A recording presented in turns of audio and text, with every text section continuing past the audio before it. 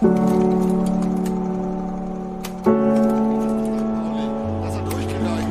Trainer der Welt kann im Moment was dafür, wenn man so beschissen Fußball spielt. Adler kommt raus, Marin, das Tor für den FC St. Pauli. Ein großer Tag für St. Pauli, ein kämpferisch wie spielerisch verdienter Sieg. Moin, herzlich willkommen zur zweiten Folge von FCSP-Geschichten, das N in Klammern, der offizielle Podcast des FC St. Pauli Museums.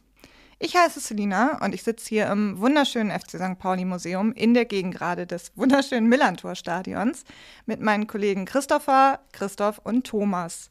Moin. Hallo. Hallo. Euch geht's bestimmt gut. Wir haben drei Siege im Rücken, eine Serie, die es wie lange nicht gab, Thomas? Das müsste ich jetzt bei Millerntor nachgucken. Die hatten das letztens gerade recherchiert, aber schon eine Ecke auf jeden Fall her. Man hörte, Hürzeler ist auf Helmut Schultes Spuren. Das ist auf jeden Fall richtig. Der erste Trainer, der seine ersten 3 Spiele gewinnt seit Helmut Schulte, genau. Das stimmt. Genau, dementsprechend geht es uns allen gut. Und wir haben uns überlegt, dass wir am Anfang jeder Podcast-Folge einmal ein bisschen erzählen, was es bei uns im FC St. Pauli Museum so Neues gibt. Wenn ihr diese Folge jetzt also 2026 hört, könnt ihr die nächsten Minuten überspringen. Aber für alle, die das hier eher aktuell verfolgen, kommen jetzt einmal ein paar Museumsnews. Christoph, möchtest du uns einmal erzählen, was bei uns so geht? Ja, eine sehr schöne Geschichte war ja zum Beispiel auch als Stop-Motion-Zeitraffer-Video bei uns zu sehen, zum Beispiel auf Insta oder Facebook. Unsere historische Anzeigetafel bekommt die erste turnusmäßige Wiederholung. Das ist so Abteilung Kinder, wie die Zeit vergeht. Als wir das Ding wieder aufgebaut haben, dachte man ja irgendwie, in Jahren, das ist ja noch lange hin. Da wussten wir natürlich auch. Freilichtmuseum quasi am Millerntor im Hamburger Wetter. Wenn du da irgendwelche Teile hast mit Holz, musst du natürlich ein bisschen was auch austauschen dann regelmäßig. War uns klar, jetzt ist es dann soweit. Das heißt also, das gute Stück bekommt, der historische Oberbau wird natürlich erhalten, der muss jetzt einmal abgenommen werden und der Unterbau, den wir rekonstruiert hatten, der wird jetzt also einmal wieder aufgefrischt, damit sie dann also wieder einige Jahre lang wunderschön da steht, bis dann wieder eine kleine Frischzellenkur erfolgen muss. Neu bei uns auch das Millerntor-Mittwochsticket. Am Millerntor-Mittwoch könnt ihr Stadionführungen jetzt sofort für die Hälfte des Preises erleben, für 8 €. Buchung wie gewohnt über millerntour.com und dann einfach Mittwoch auswählen und das Mittwochsticket auswählen. Und 2 tolle Veranstaltungen haben wir noch. Am 24.02. lädt die Braun-Weiße Hilfe zu uns ins FC St. Pauli Museum ein, zu einem Vortrag über Rostock-Lichtenhagen, die Pogrome in Rostock-Lichtenhagen. Und am 8. März, am Internationalen Feministischen Kampftag, das können wir auch schon verraten, werden wir eine tolle Veranstaltung haben mit Antje Grabenhorst, die einen Vortrag hält zu sexualisierter Gewalt in Fußballkontexten. Da würden wir uns auch freuen, wenn ihr alle vorbeikommt. Ja, das klingt sehr vielversprechend. Kommst du? Ich bin dabei. Super. Und wie immer gilt natürlich auch, wenn ihr uns unterstützen möchtet, man kann auch Mitglied werden beim Museum und ihr findet auf unserer Internetseite auch viele Möglichkeiten, wie man das Museum unterstützen kann mit seinen diversen Aktivitäten. Richtig. Und die letzten 3 Siege zu 0 gab es im Frühjahr 2010, um das nochmal zu vervollständigen. Genau, so viel aus der Faktencheck- und Schiedsrichterecke. Wer Folge 1 noch nicht gehört hat, wir sind ja als Podcast nicht etwa im luftleeren Raum unterwegs, sondern wir sind hier fachlich sehr solide. Das heißt also, 3 Personen erzählen den allergrößten Quatsch und Thomas deckt das dann auf. So läuft es schlimmstenfalls. Natürlich versuchen wir, unsere Recherchen auch genau zu machen. Selina, Christopher und ich, aber das ist halt so die besondere Struktur des Ganzen. Also einmal ganz kurz im Zeitraffer verraten, die anderen kennen es ja schon. Ja, in der heutigen Folge behandeln wir das Thema Skandale am Millerntor. Ganz genau. Wir haben uns angeguckt und gesagt, wie schaffen wir es, dass wir endlich auf 1 Million pro Folge kommen, die sich das anhören. Und deswegen wird es mal Zeit. Ne? Absolut. Wir müssen also ganz tief in die Kiste greifen, wo der FC St. Pauli seine schmutzige Wäsche wäscht.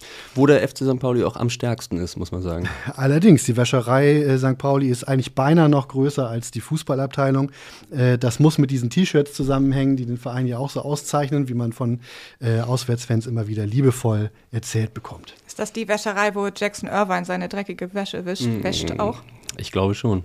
Absolut. Jacksons Unterhosen und Skandal. Zugemacht? Ach stimmt, die hat gerade zugemacht. Ja, noch ein Skandal. Wir werden auch nicht jeden Skandal unterbringen können, glaube ich. Wir haben uns vorher nämlich auch mal angeguckt, wir dürfen uns ja eigentlich nicht viel verraten, aber so ein bisschen was haben wir natürlich doch verraten. Und zwar insofern hat einer 2014 dabei. Nee, hat keiner. Also sollte man vielleicht kurz erzählen, in dieser Folge werden wir nicht nochmal den DFB-Skandal von 2014 erzählen, auch weil es ja auch eher ein DFB-Skandal ist als ein FCSP-Skandal. Damals wurde ja das Millern-Tor verunstaltet. Christopher, vielleicht willst du noch kurz schildern, wie das Ganze aussah? Ja, genau, es wurde verunstaltet vom DFB. Ich glaube, die Nationalmannschaft hat anlässlich eines, oder müsste ich jetzt nachgucken, es war, glaube ich, ein Länderspiel im Volkspark, hat aber am Millern-Tor trainiert und ja, hat sich irgendwie gedacht, dass das wohl irgendwie eine gute Idee wäre, dass kein Fußball den Faschisten überzuhängen mit einer grünen Plane, hat aber nur das kein Faschisten abgehängt und das kein Fußball stehen lassen. Das hat sich dann auch als geflügeltes Wort eine Zeit lang auch etabliert, das kein Fußball. Interessanterweise waren die ersten, die das entdeckt haben, wenn ich jetzt das mal so sagen darf, Mitarbeiter des Museums waren. Tatsache. Ja, es wurde quasi vom Museum aufgedeckt. So viel Ruhm muss sein. Ich glaube, man darf auch, die Vornamen darf man sicherlich auch nennen, dass irgendwie Rainer, Christiane und Gianni waren auf jeden Fall mit dabei, die hier im Millern-Tor zu tun hatten. Und dann in einen dieser Mundlöcher dann einfach mal rausgucken, ist ja immer schön und so weiter, fehlt da nicht was? Und dann hat einer der drei dann auch ein Foto gemacht und dort habe ich es zum Beispiel auch, weiß ich noch ganz genau, auf Facebook zuerst gesehen. Und das zog dann sehr große Kreise. Auch dieses Foto hat übrigens sehr große Kreise gezogen. Es ist also nicht nur im FC St. Pauli-Album abgedruckt, was ihr zugunsten des Museums kaufen könnt, sondern es war auch in diversen Zeitungen zu sehen. Und als wir uns darüber unterhalten hatten, muss ich auch selber zugeben, das war mir gar nicht so ganz klar dass da tatsächlich auch unmittelbar Museumsbeteiligung war. Also wir waren nicht die, die es abgehängt haben, und wir waren die, die es gesehen haben. Und jetzt haben wir es doch erzählt. Stimmt. Genau, aber kurz und knapp. Ansonsten haben wir etwas mehr Zeit für unsere 3 Geschichtssegmente. Aber ich glaube, es gibt ja auch noch so einen Grundgedanken, den man sich vorher einfach mal stellen müsste, was eigentlich ein Skandal eigentlich ist. Ja, gute Frage. Ich als Sozialwissenschaftlerin habe das natürlich direkt mal nachgeguckt, wie die Definition ist, bevor ich mich in die Recherche gestürzt habe. Ein Skandal ist ein Geschehnis, das Anstoß oder Aufsehen erregt, laut Duden. Und kommt übrigens vom altgriechischen Wort Skandalon oder Skandalon, ich bin mir nicht sicher, was so viel wie Fallstrick, Anstoß, Ärgernis bedeutet. Heißt, ein Skandal ist immer auch etwas, über das Leute stürzen und fallen können. Und was man vielleicht auch noch erzählen könnte, ist, dass es bei einem Skandal in der Regel um Entrüstung oder Empörung im Sinne eines moralischen Gefühls geht. Also das bedeutet, worüber sich eine Gesellschaft empört, hängt immer auch von den Werten und Normen dieser Gesellschaft ab. Was in einer bestimmten Region oder in einer bestimmten Gesellschaft einen Skandal hervorruft, muss dies nicht zwangsläufig auch in einer anderen Gesellschaft, Kultur und so weiter tun. Sieht man ja auch im Kleinen, was in der Fanszene des FC St. Pauli einen Skandal auslöst, muss das nicht zwangsläufig auch bei, sagen wir mal, Hansa Rostock tun. Ja, Skandale am Millern-Tor. Und ich würde diesem Kapitel der FC St. Pauli-Geschichte die Überschrift geben, am Tisch mit einem Waffenhändler.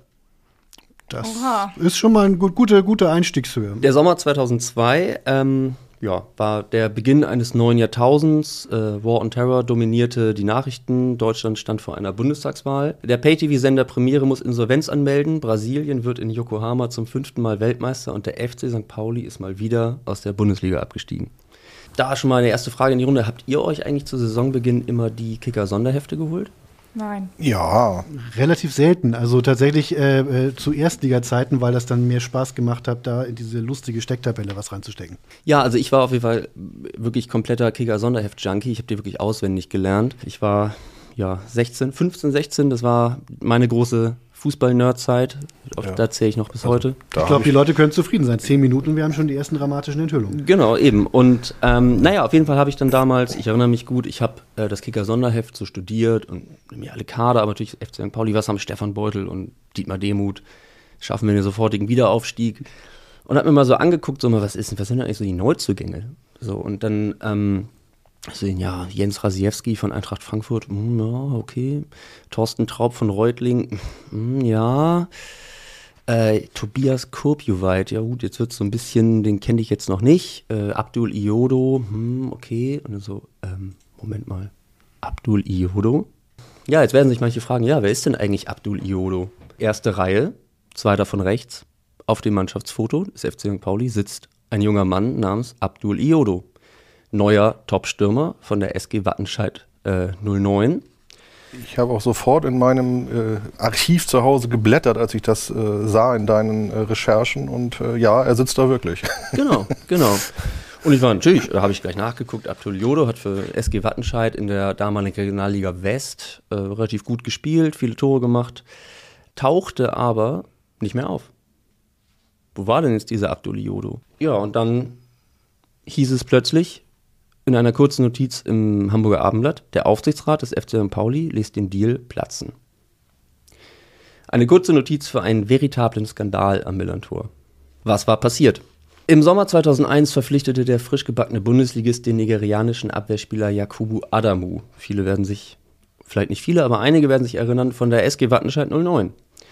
Stefan Beutel und Trainer Dietmar Demuth trafen sich zum gemeinsamen Essen mit dessen Berater Rolf Wegener. Wegener war damals als sehr dubioser Spielervermittler bekannt, der aufgrund seiner fehlenden FIFA-Lizenz von der Sozietät, also einer Rechtsanwaltskanzlei, Tillmann, Engel und Partner vertreten wurde. Jetzt ist erstmal die Frage, wer ist eigentlich Rolf Wegener? Rolf Wegener, ein Multimillionär, der zur Zeit in Monaco und Düsseldorf lebte, hatte in der BRD als Kaufmann, Spielervermittler und Unterhändler einen mehr als zweifelhaften Ruf. Er investierte nicht nur in Immobilien, sondern auch in junge Spieler aus Nigeria und betrieb mehr als eine Briefkastenfirma in Monaco und Liechtenstein und fädelte in den 80er, 90ern einige Waffendeals in Konfliktgebiete in Nahost ein. So war er maßgeblich daran beteiligt, dass im Sommer 91 36 Spürpanzer des Typs Fuchs der Firma Thyssen-Henschel nach Saudi-Arabien verkauft wurden. Dieser Deal war in der Bundesrepublik äußerst umstritten. Das ging so damals durch die Nachrichten. Also ein ausgewiesener Fußballexperte auf jeden Fall. Die Vereine, wo er die Spieler hinvermittelte, waren oft in der Nähe des Ruhrgebiets, also Fortuna Düsseldorf, VfB Hüls, SG Wattenscheid 09. Da kam er auch her aus Düsseldorf. Um dann nochmal kurz die Verstrickung mit den Panzern nach Saudi-Arabien nochmal ganz kurz aufzuschlüsseln. Der damalige FDP-Wirtschaftsminister Helmut Hausmann blockierte diesen Deal, bis sein Nachfolger, ein gewisser Jürgen W. Möllemann, in einer seiner ersten Amtshandlungen im Bundessicherheitsrat den Weg für Wegeners Deal freimachte. Möllemanns Unternehmensberatungsfirma, da wird es schon dubios eigentlich in sich. Diese Unternehmensberatungsfirma Webtech hatte überraschenderweise Rolf Wegener und dessen Briefkastenfirma Curl AG als Kunden, nutzte sogar dessen Immobilien als Firmensitz.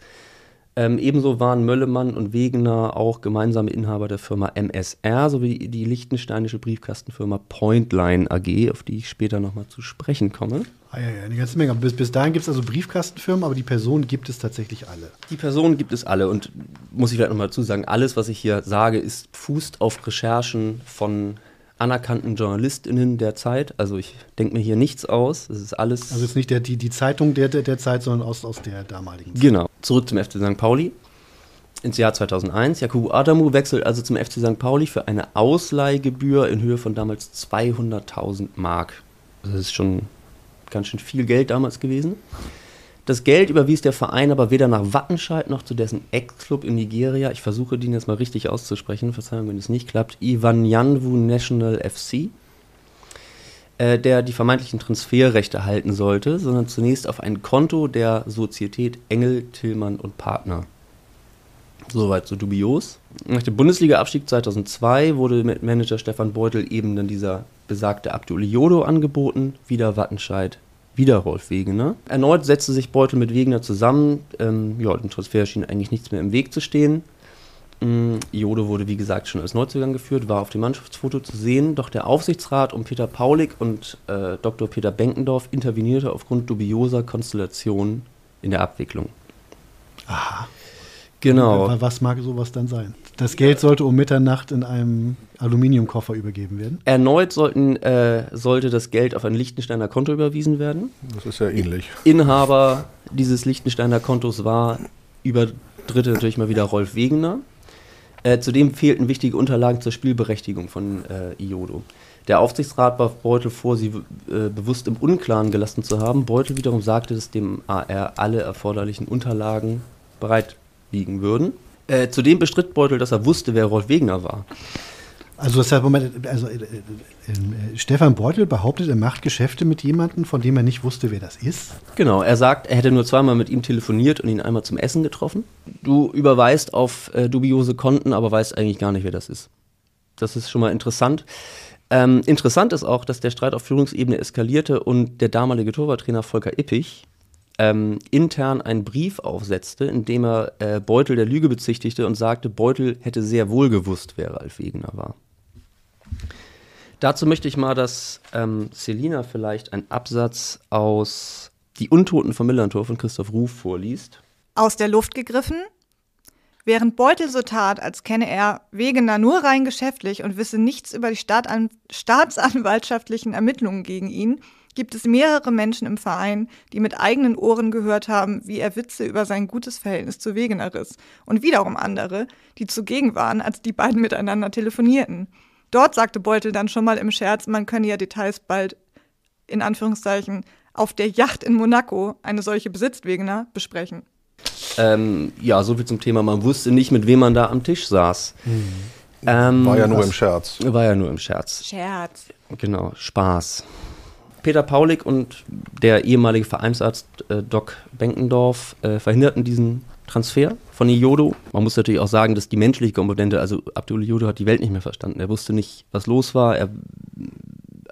Es war sozusagen sein Traum von der Profikarriere quasi geplatzt. Doch wie aus dem Nichts fand sich ein neuer Interessent für Iodo. Wollte Wattenscheid bisher eine Ablöse von 150.000 D-Mark vom FC St. Pauli, so wechselte Iodo nun im Sommer 2002, nachdem der Transfer geplatzt war, ablösefrei zur Reservemannschaft vom FC Schalke 04. Ach. Ja, Frage in die Runde. Wer war denn damals Aufsichtsratsvorsitzender beim FC Schalke 04? Ich habe da so eine Theorie. FDP-Mitglied? Dann könnte es eventuell, Thomas? Da Christopher ja schon nickt, wird es dann der schon erwähnte Herr Möllermann sein. Genau, vermutlich. Jürgen W. Möllermann. Ein Jahr später wechselte übrigens auch Jakubu Adamu nach 2 Jahren am Millantor zum FC Schalke 04. Nein. Ist das ein Zufall? Wahnsinn, eine pfiffige Idee. Natürlich nicht. Bereits im Jahr 2001 machte der Transfer des Stürmers Viktor Agali zum FC Schalke 04 Schlagzeilen, da die Abwicklung mehr als verdächtig war. So wurden neben einer fälligen Ablösesumme und dem Gehalt für Agali zusätzlich in 3 Tranchen mehrere Millionen aus vermeintlich schwarzen Kassen auf ein Konto der von mir eingangs erwähnten Pointline AG überwiesen. Im Jahr 2008 führte dies zu einer Steuerrazzia auf der Geschäftsstelle von Schalke 04. Jetzt werdet ihr euch sicher fragen, ob das schon alles war. War das schon alles Ist das eigentlich? schon reichlich? Nein, es war noch nicht alles. Wäre ja auch langweilig. Ich wollte nur kurz noch was zu Tisch fragen. War dann aber, weil dieses mit der pfiffigen Idee mir gerade einfiel, es ist ja so, dass offensichtlich Herr Möllermann ja sehr interessante Geschäfte gemacht hat, aber dann letzten Endes seine politische Karriere über diesen lustigen Einkaufschip dann irgendwie Das war tatsächlich vorher. das Das war wurde vorher manchmal schon so in die gewesen. gleiche, das war sozusagen sein erster Sargnagel, glaube ich, Anfang der 90er. Aber er hatte ein riesiges Comeback. Und jetzt komme ich mal kurz dazu, was ist eigentlich aus Möllermann geworden, beziehungsweise was ist zu der Zeit aus Möllermann geworden. Denn kurz vor der Bundestagswahl im Herbst 2002 ließ Jürgen Möllermann Flyer mit unter anderem antisemitischen Statements an 5 Millionen Haushalte in NRW schicken. Finanzierung unklar. Wir steigen jetzt mal ein, wir machen einen Deep Dive in das Jahr 2002. Guten Abend, meine Damen und Herren. Der Streit zwischen dem stellvertretenden FDP-Vorsitzenden Möllermann und dem Vizepräsidenten des Zentralrats der Juden in Deutschland, Friedmann, zieht weiter Kreise. Auslöser der Attacke war ein Stern-Artikel, in dem Friedmann die FDP-Führung aufforderte, sich notfalls sogar von Möllermann zu trennen. Dessen Bemerkungen bewegten sich, Zitat, auf dem Niveau der Republikaner und der NPD.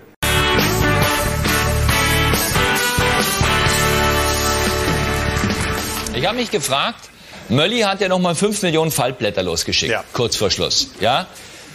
Wer bezahlt die eigentlich?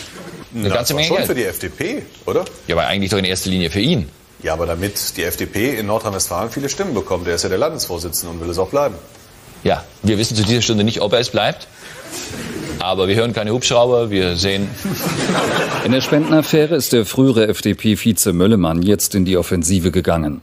Gegenüber der ARD räumt er Fehler bei der umstrittenen Flugblattaktion ein, lehnte einen Parteiaustritt aber strikt ab. In einem anschließenden Interview für die Tagesschau stellte Möllemann auch noch einmal klar, dass er den israel-kritischen Flyer entgegen früherer Angaben aus seinem Privatvermögen finanziert habe. Haben Ihnen Kunden Geld gegeben mit dem Ziel, dass Sie es für solche Aktionen verwenden? Es ist aus meinen Einkünften, aus meinem Vermögen und von niemandem sonst. Stimmt der Vorwurf, Sie hätten das Bargeld in Luxemburg abgehoben, im Koffer nach Deutschland gebracht? Das ist falsch. Es war Geld aus schwarzen Kassen von Rolf Wegener. Das ganze Geflecht um Webtech, Pointline AG, Curl AG und MSR flog auf und Möllemann musste seine Parteikarriere an den Nagel hängen. Ich hätte da noch eine steile These. Antisemitische Flyer bezahlt durch dubiose Geschäfte mit dem FC St. Pauli. Aber wie ist das dann aufgeflogen, wo das Geld eigentlich herkam? Möllemann ist dadurch ins Kreuzfeuer geraten, weil eben die Frage war, wer hat das bezahlt? Woher wurden diese Flyer bezahlt? Weil die FDP bestritt, diese Flyer bezahlt zu haben. Michel Friedmann hat ja auch Möllemanns Abgang gefordert. Und dadurch kam das überhaupt erst so richtig in Gang, weil der Zentralrat der Juden gesagt hat, Möllemann ist nicht mehr tragbar und dann die FDP sich von ihm distanziert hat, gesagt hat, wir haben nichts mit diesen Flyern zu tun und dadurch die Frage aufkam, aber wer hat die denn dann bezahlt? Dann gab es längere Recherchen, die wir an dieser Stelle jetzt nicht weiterverfolgen, weil es geht ja immer noch hauptsächlich um den Sport, aber es ist eine sehr interessante Geschichte. Also die Causa Möllemann, Wegener ist sehr interessant. Wir können die Quellen, die du benutzt hast, dann ja vielleicht auch einfach in die Shownotes packen. Genau, die packen wir in die Shownotes, da könnt ihr gerne nochmal alles dazu durchlesen. Es gibt auch einen sehr guten Artikel von 11 Freunde aus der Zeit, der versucht, dieses ganze Geflecht einmal auf Fußballebene nochmal aufzudröseln. Und das Geld ist also geflossen, obwohl der Aufsichtsrat interveniert hat. Doc Benkendorf hat damals gesagt, hätte er gewusst, was da alles dran hängt, hätte er schon damals bei Adamu schon den Riegel vorgeschoben. Gut, leuchtet ein, ja klar. War jetzt zur Zusammenfassung nochmal hilfreich, weil wahrscheinlich auch viele, die zuhören, schon echt Donnerwetter, die Augenbrauen gingen ganz schön hoch bei all den vielen Ebenen. Hochspannend und natürlich auch ziemlich erschütternd, was da so alles zusammenhängt. Genau, gehe ich nochmal einmal wieder zurück zu Stefan Beutel, der im Abendblatt sagte, von diesen Geschichten um Wegener habe ich erst jetzt im Zusammenhang mit der Möllemann-Berichterstattung gehört. Das ist mit unseren Vereins- und Fanphilosophie natürlich überhaupt nicht zu vereinbaren. Stefan Beutel gibt sich erschüttert. Am Ende eines katastrophalen Jahres 2002, wir erinnern uns, Tabellenletzter der 2. Liga, Iodo-Skandal, Adamu-Skandal, Verein in Trümmern, stand die Jahreshauptversammlung 2002 an. Die aktive Fanszene des FC St. Pauli machte sich tatsächlich, in diesem Fall machte sie keine gute Figur. Schlimmer noch, sie spielte sogar eine nicht zu unterschätzende Rolle in den Grabenkämpfen der Geschäftsstelle. Ein großer Teil der damals aktiven Fanszene ließ sich zum Teil von Beutel instrumentalisieren und stützte ihn in seinen dubiosen Geschäften quasi indirekt. Da können wir jetzt mal direkt den Deep Dive zu Thomas machen, weil Thomas war damals Teil der aktiven Fanszene. Grundsätzlich ja. Also mir ist natürlich auch in diesen ganzen Recherchen oder dieser ganzen Sachen, auch dem Thema, das Christoph nachher noch hat, das ist auch, geht auch in die Richtung, ist mir vieles erst wieder eingefallen, nachdem ich es nachgelesen habe, zum Beispiel in alten Übersteigerausgaben und so und wie das alles zusammenhängt. Also da fehlt wirklich nach 20 oder noch mehr Jahren doch so einiges, muss ich zugeben. Was mir aber natürlich auch wieder aufgefallen ist und eingefallen ist zum Thema Stefan Beutel, das ist richtig. Also es wird ja auch durchaus beschrieben, zum Beispiel in dem schon erwähnten Buch von Christoph Ruf, dass er sehr gut darin war, freundlich, verbindlich und fannah rüberzukommen. Und da muss man vielleicht ein bisschen noch wieder zurückgehen, auch auf das, was ich letztes Mal schon sagte, dass die Kommunikationskultur nach der Ära Weisner sich ja deutlich geändert hatte, unter Reinhard Koch schon, dass man da auf jeden Fall auch als aktiver Fan, auch als vereinspolitisch aktiver Fan durchaus mehr Möglichkeiten hatte, reinzukommen im Sinne von, dass man miteinander reden konnte, dass man seine Themen ein bisschen platzieren konnte. Und das war eben unter anderem auch mit Stefan Beutel sehr gut möglich. Und das hat natürlich vielen auch gefallen. Endlich bewegte sich mal was. Endlich konnte man mal sagen, ja, die und die Themen, die brennen uns unter den Nägeln. Könntet ihr da vielleicht auch mal drauf gucken. Und das war auf jeden Fall deutlich einfacher möglich. Was ich noch dazu sagen musste, die AGIM hatte damals ja schon Ende der 90er einen sogenannten runden Tisch initiiert, im Nachgang der Stadionumbenennung, wo sich ja doch einige Gräben auftaten. Kurz mal, AGIM war doch gleich, für Leute, die es vielleicht nicht wissen. Die Arbeitsgemeinschaft interessierter Mitglieder, also sozusagen die Fans, die sich auch vereinspolitisch engagieren wollten, seit Mitte der 90er. Und da gab es ja im Zuge der Stadionumbenennung Ende der 90er durchaus auch Generationskonflikte und Ähnliches. Und da wurde dann halt gesagt, okay, wir müssen uns mal zusammensetzen. Übereinander reden ist immer schlechter. Besser ist es, miteinander zu reden. Das wurde dann auch punktuell gemacht durchaus. Und diesen runden Tisch hat dann das Präsidium Koch übernommen und in eigener Regie als ständigen Ausschuss initiiert und dazu eingeladen. Ich habe mir mal angeguckt, so ein paar Einladungen dazu. Also das war wirklich eine sehr weite Mischung an Menschen. Also da waren Menschen aus dem Präsidium, Aufsichtsrat, Geschäftsführung, Amateurvorstand, AFM, Ehrenrat, Fußballjugend sogar, Wahlausschuss, Kassenprüfer, der alte Stamm, die AGIM, der Fanladen, der Fanclub-Sprecherrat. Also das waren eigentlich alle Gremien im weitesten Sinne, die irgendwie mit dem Fan- und Vereinsleben zu tun hatten, waren da vertreten und haben sich regelmäßig getroffen. Also das war natürlich schon mal eine Sache, die ganz anders war als vorher. Und da war natürlich auch der Beutel immer mittendrin, einfach auch qua Funktion und qua Amt. Und ihm konnte man wirklich gut reden, das muss man wirklich sagen. So, und natürlich hat man auch im Nachhinein natürlich viele Sachen gehört, die so, hups, okay, das ist dann doch alles nicht so glücklich gelaufen. Und jetzt speziell zu dem Thema, wo wir jetzt gerade waren, nämlich zu der Mitgliederversammlung 2002. Das stimmt, das wird ja auch in dem Buch von Christoph Ruf beschrieben. Da gibt es ein Interview mit Heiko Schlesselmann, damals ja noch im Fanladen tätig, wo er dann sagt, oder auf die Frage, umgekehrt hat in der Vergangenheit manche Offizielle versucht, über die Fans massiv Vereinspolitik zu machen. Und da sagt Heiko dann, den Schuh muss ich mir leider auch anziehen. Vor einer Jahreshauptversammlung gab es hier im Fanladen ein Treffen mit 15 Aktivisten auf den verschiedensten Gruppen, wo dann Rollen verteilt wurden für die Mitgliederversammlung. Es ging darum, wer wann was sagt und wer welche Frage stellt, um die entsprechenden Leute in Position zu bringen. Und genau das ist wirklich passiert. Also da war ich durchaus auch, muss ich sagen. Und dann gab es wirklich auf der nächsten Versammlung wirklich dann gesagt, okay, wer wann jetzt welche Frage und zum Beispiel eben auch direkt an Stefan Beutel stellt, damit er mehr Möglichkeiten hat, sich zu erklären. Zum Beispiel zu diesen Themen sich bereichern an Transfers und Ähnliches. Das waren ja auch noch Vorwürfe, die damals aufkamen und so. Also das ist passiert durchaus. Da würde ich nämlich jetzt auch gerne nochmal direkt einsteigen in das Buch von Christoph Ruf und eine Passage von Christoph vorlesen lassen. Erster Absatz. Man musste kurz dazu sagen, die Jahreshauptversammlung ist aufgrund der Länge in 2 Teile geteilt worden. Und auf dem zweiten Teil dieser Jahreshauptversammlung hat Stefan Beutel wohl eine, ich sag mal, interessante Rede gehalten. Auf der Jahreshauptversammlung, zweiter Teil, wurde nun ein Schmierentheater inszeniert, das in der Geschichte des FC St. Pauli einmalig gewesen sein dürfte. Nach, wie mittlerweile erwiesen, minutiöser Vorplanung, welche Fans und Vereins-Semi-Prominente zu welchem Zeitpunkt welche Frage stellen würden, kam der Fanbeauftragte ans Mikrofon und bat Herrn Beutel, zu den Vorwürfen Stellung zu beziehen. Also Fanbeauftragter Heiko dann, ne? Was der natürlich umgehend tat. Zunächst lieferte er ein Schreiben einer Kanzlei und ein Fax vom DFB, die belegen sollten, dass beim Adamu-Transfer alles mit rechten Dingen zugegangen sei. Und dann kam sein großer Auftritt. Stefan Beutel erzählte mit scheinbar mühsam kontrollierter Stimme, wie er kürzlich seine Tochter ins Bett gebracht habe, die ganz besonders unter den öffentlichen Anfeindungen des Vaters leide und ihn damit konfrontiert habe, dass die anderen Kinder im Kindergarten immer sagten, ihr Vater verkaufe Waffen. Ich dachte immer, du arbeitest bei St. Pauli. Während sich die meisten Spieler und Vereinsangestellten angewidert anschauten, erzielte die Rede bei vielen die gewünschte Reaktion.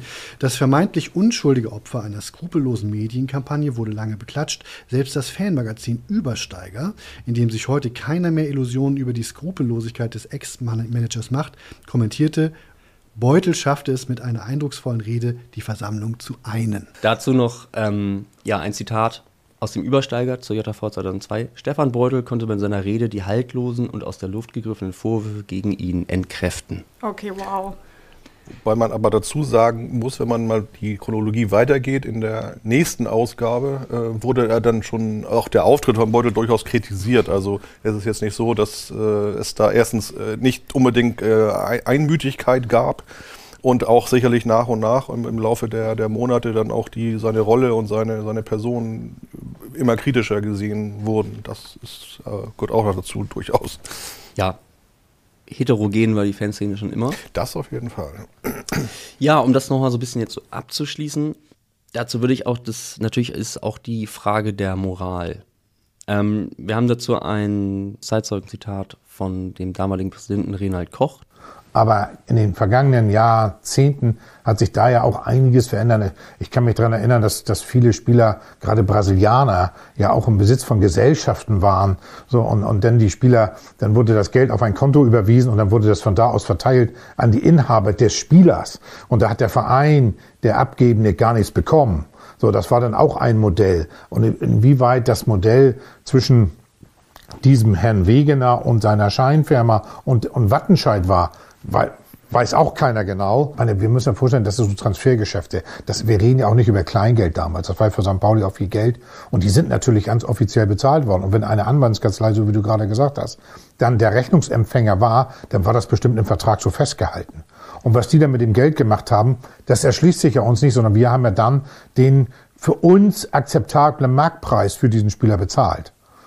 So, und von daher sind diesbezüglich alles die Geschäfte rechtmäßig gelaufen. So, für mich war es wichtig, und das zum Abschluss zu diesem Komplex, dass es nicht illegal war. Es ist vielleicht moralisch verwerflich gewesen, ja, aber letztendlich ist es legal nach den Gesetzen Deutschlands über die Bühne gelaufen. Da sind wir aber sehr beruhigt jetzt. Ja, schließen möchte ich mit einem Zitat von damaligen Manager von Schalke 04, Rudi Assauer. Im November 2001 wurde Assauer mit der Geschäftsverbindung zwischen Aufsichtsratschef Möllemann und dem Spielerberater Rolf Wegener konfrontiert. Der Schalke-Manager erklärte der SZ, scheißegal, wer am Ende das Geld kriegt. Hauptsache, bei uns ist alles sauber gelaufen. Ja. Tatsächlich habe ich von all diesen Dingen noch nie irgendwas gehört, was sich sehr interessant macht auf jeden Fall.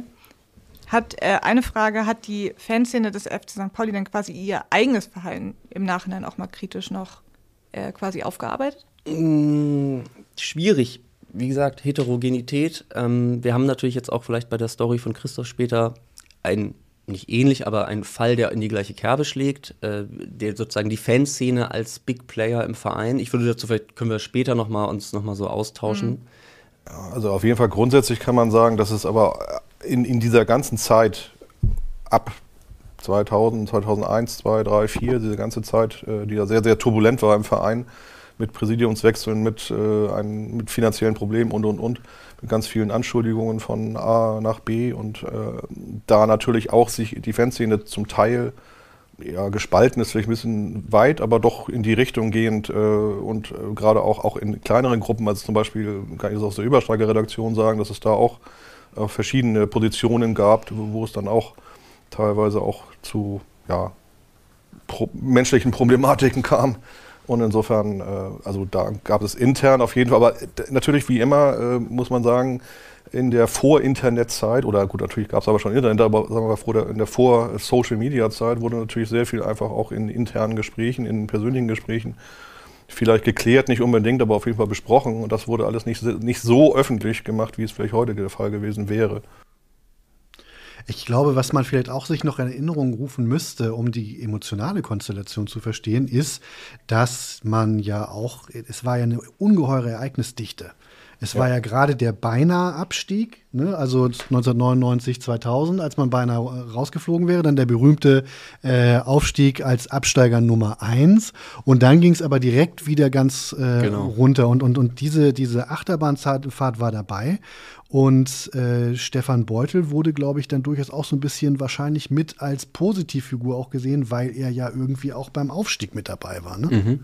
Ja. Das hat ihm schon auf jeden Fall noch einen Kredit verschafft. Das ist ja auch generell so und das ist ja auch nachvollziehbar. Ne? Also wenn man so richtig völlig enthusiasmiert sich über irgendwen wahnsinnig doll gefreut hat, dann ist es natürlich etwas schwer, dann wieder voll auf die rationale Ebene zu kommen. Man muss aber auch dazu sagen, dass Stefan Beutel in der Zeit auch durch die Verpflichtung von Franz Gerber als Sportdirektor auch quasi weggelobt wurde im Verein. Also er ist zwar aufgestiegen in den Rängen, war dann ja irgendwann sogar Vizepräsident und Geschäftsführer, aber für den Sport quasi entmachtet worden. Hat irgendjemand eine Ahnung, was Stefan Beutel jetzt eigentlich macht? Der ist ja eigentlich durchaus noch nicht Unternehmensberater vielleicht? Thomas googelt schon, ich sehe es. Also ich weiß, dass er wo war er? Erfurt? Kann das sein? Erfurt kann ich noch erinnern, genau. Rot-Weiß Erfurt. Da war tatsächlich, glaube ich, auch Sportdirektor oder sowas. Ne? Also relativ schon lange auch. Genau, sowas in der Art, ja. Also zuletzt war sportlicher Leiter in Chemnitz tatsächlich. Allerdings ist das 2016 gewesen, das ist natürlich schon eine Ecke her. Insofern, in einem Verein ernsthaft tätig scheint er aktuell nicht zu sein. Ja, also muss man mal sagen, ein Zeitzeugen-Interview wäre mal interessant, wie er das jetzt so sieht. Herr und Beutel, wie offen Herr Beutel, Sie sind offiziell eingeladen. Ja, okay, aber wirklich eine Menge Stoff, wo man auch interessiert nochmal tiefer einsteigen kann, ja. Donnerwetter. Wie gesagt, in den Shownotes packen wir nochmal unsere Quellen, dann kann jeder für sich selber nochmal zu Hause nachrecherchieren. Ja, wollen wir weitermachen? Ja, ich beschäftige mich quasi mit dem allerersten Skandal am Millerntor, wenn man so will, und gehe zurück in die anarchische Frühzeit des Fußballs. Und heute kann man sich das gar nicht mehr so richtig vorstellen, weil heute ist Fußball ja die populärste Sportart in Deutschland, was die ZuschauerInnenzahlen angeht, die Medienpräsenz und sicherlich auch die Finanzen, würde ich mal vermuten, oder bin ich mir sicher. Genau, an die 2 Millionen Menschen spielen auch hierzulande mittlerweile in Vereinen Fußball. Aber das war nicht immer so. Als der Fußball in der zweiten Hälfte des 19. Jahrhunderts ungefähr, so genau lässt sich das nicht mehr sagen, nach Deutschland kam, war das erstmal ein großer, ihr werdet es jetzt sicherlich schon ahnen, Skandal. Und um zu verstehen, warum, muss man sich die Sportlandschaft der wilhelminischen Gesellschaft ein bisschen anschauen. Vor mehr als 100 Jahren hatte Sport eine komplett andere Funktion als heute. Könnt ihr euch vorstellen, welche Funktion Sport damals hatte? Ja, nur Leibesertüchtigung, ne? Also Vorbereitung für den Militärdienst wohl eher in die Richtung auf jeden Fall gehend. Genau, Thomas hat es schon gesagt, körperliche Ertüchtigung hatte damals vor allem den Zweck, die Jugend auf den Krieg vorzubereiten, also zu guten Soldaten zu erziehen. Das lief so unter dem Oberbegriff Erziehung zur Wehrhaftigkeit. Und Sport war damals auch nicht so divers wie heute quasi als Überbegriff, sondern Sport war vor allem Turnen. Und Turnen, das war vor allem Drill und es fand überwiegend an Geräten statt. SportlerInnen, also es waren natürlich deutlich mehr Männer als Frauen, aber ein paar Frauen gab es auch. Und diese SportlerInnen waren damals in Turnvereinen organisiert, in der Regel. Die 1860 gegründete Deutsche Turnerschaft, also quasi der Verband der Turnvereine, verstand sich bis zur Gründung des Deutschen Kaiserreiches, oder des Deutschen Reiches, als paramilitärische Organisation. Ziel war es, die deutsche Einheit herbeizuführen und die Grenzen nach innen und nach außen zu verteidigen. Das war auch beim 1862 gegründeten Hamburg-St. Pauli-Turnverein nicht anders. Da wurde im Vorfeld des Deutsch-Französischen Krieges auch fleißig an den Waffen trainiert, also die Fechtabteilung. Und es wurden aber auch so Übungen im Feld gemacht, die dann auf so militärstrategische Manöver vorbereiten sollten und so. Also das hatte schon einen expliziten Zweck. Und also wenn dann so öffentliche Veranstaltungen waren, Bälle, Trinkgelage, dann trat die Turnerschaft auch regelmäßig in so schwarz-rot-goldenen Schärpen an, was damals schon die Farben der angestrebten Einigung des Deutschen Reiches waren. Ja, und diese Einstellung setzte sich dann auch nach 1971, also nach der Gründung des Deutschen Reiches quasi. 1800. Das ist so ein Problem, das habe ich immer mit den Jahreszahlen, ich verrutsche immer in den Jahrhunderten. Ja. Und diese grundsätzliche Einstellung setzte sich auch nach 1871 fort und führte zu einer bedingungslosen Anpassung der bürgerlichen Turnvereine an den Obrigkeitsstaat. Die sogenannten Spielabteilungen, das waren die Abteilungen in den Turnvereinen, in denen dann Schlagball, Faustball, Schleuderball, also alle Ballspiele und dann halt eben auch Fußball gespielt wurde, die fristeten eher so ein unbeliebtes Nischendasein innerhalb der Turnvereine. Und Fußball hatte nochmal einen besonders schlechten Ruf, weil die Sportart aus England kam, also vom großen europäischen Gegenspieler quasi. Und der bekannte Turnlehrer Karl Planck unterstellte den deutschen Fußballern Ende des 19. Jahrhunderts, sie wären, Zitat, gehorsame Affen des Auslandes. Planck war auch der Autor einer Schmähschrift mit dem Titel Fußlümmelei über Stauchballspiel und die englische Krankheit.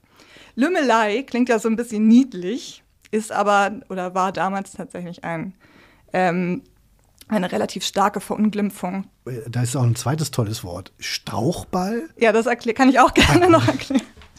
Ja, also Lümmelei, fangen wir mal da an, steht für eine grobe Ungezogenheit oder Frechheit, also durchaus eine ernst gemeinte Verunglimpfung. Und Stauchball ist ein anderes Wort für Fußball. Stauchen bedeutet so viel wie der Fußtritt. Ich finde das super, weil man ungefähr die gesamte Drittliga-Zeit des FC St. Pauli mit diesem Wort bezeichnen könnte und niemand hätte irgendwas dagegen zu setzen, glaube ich.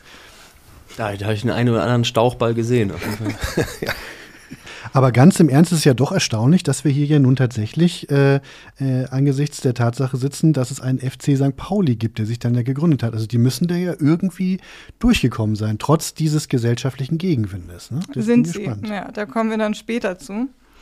Erstmal bleiben wir bei Herrn Planck, der auch der Meinung war, Fußball sei, Zitat, nicht nur gemein, sondern auch lächerlich, hässlich und widernatürlich. Zitat Ende. Das ist ja ähnlich wie die Beschreibung der Frauen, die Fußball gespielt haben, dann später. Ja. Da wurden ja ähnliche Zitate dann gefallen. Tatsächlich gibt es da einige Parallelen, werden euch noch mehr auffallen, vermutlich im Laufe dieses Themas. Also grundsätzlich waren Turnfundamentalisten wie Planck der Meinung, Fußball erniedrige Menschen zum Tier. Weil die irgendwie der Überzeugung waren, und ich kann das nicht so ganz nachvollziehen, aber fußballerische Verrenkungen seien einer Gattung, die zum aufrechten Gang fähig ist, unwürdig, weil Fußball Spieler zu einer, Zitat, vorgebeugten, erbärmlichen Haltung zwingt. Ich stelle mir das so vor, als würden so die Leute irgendwie so nach vorne übergeklappt übers Spielfeld dem Ball hinterher rennen. Also es ist ja schon grundsätzlich so, dass man meistens relativ eine gerade Körperhaltung hat, auch beim Rennen und Fußballspielen. Also mein Jugendtrainer zum Beispiel hätte jetzt gleich gesagt, hatte ich zum Beispiel wahrscheinlich nicht immer. Weil wenn du nicht so richtig dich wohlfühlst mit deiner gesamten Körperkoordination, dann guckst du natürlich manchmal schon nach unten, weil du gucken willst, ist der Ball eigentlich noch da, wo ich denke, dass er ist. Und ab einem gewissen Spielniveau, das zumindest haben sie ja immer verzweifelt versucht, bei uns auch im Team zu erreichen, den Hinweis gab es halt oft, dass man bitte den Kopf hochnehmen möge, hört das natürlich auf. Also deutet das schon darauf an, dass also auf jeden Fall dieser Mensch sich da auf Fußball auf einem sehr niedrigen Niveau bezieht, wo die Leute halt wirklich noch gucken müssen, wo der Ball ist. Wobei man aber als Vergleich, es gibt ja Bilder auch aus dem St. Pauli-Turnverein, also sehr gute Bilder, sogar auch qualitativ, wo Menschen auch posieren, sei es einzelne Turner oder auch ganze Riegen. Und wenn man da dann die Körperhaltung sieht, die ist dann schon sehr, sehr stramm und gerade und militärisch korrekt, nenne ich es jetzt mal. Also das ist sicherlich das, was er dann auch meinte. So stellt man sich das vor als guter Turner. Ja, da gibt es ganz wilde Aussagen aus der Zeit. Also ich will da gar nicht so sehr ins Detail gehen, aber die Herleitung ist schon irgendwie, also warum Turnen jetzt besonders deutsch ist im Gegensatz zu Fußball, sind da wirklich Hanebüchen teilweise. Also es sind dann so Herleitungen wie, es würde ja den Deutschtum quasi entsprechen, so ritterlich mit dem Arm auszuteilen und so Armbewegungen, Aufrechte wären irgendwie besonders deutsch und alles, was man mit dem Fuß macht, dementsprechend besonders undeutsch. Und das ist ja, schon wild. Und dann zusätzlich hat Planck auch noch behauptet, das finde ich auch besonders gut, in England hätte es schon Hunderte und Tausende Todesfälle beim Fußball durch Tritte in den Unterleib, die Magengrube, gegen das Rückgrat und gegen den Kopf gegeben. Quellen nennt er leider nicht. Also spannend fand ich daran vor allem, dass Desinformationskampagnen offensichtlich keine Erfindung der Neuzeit sind. Das stimmt. Sondern dass die da auch schon ganz gut drin waren, die Turner. Fußball galt den Turnern, die, wie gesagt, einen regelrechten Kaiserkult pflegten, als besonders undeutsch, was man sich auch nochmal so auf der Zunge zergehen lassen muss heute. Fußball ist sehr undeutsch.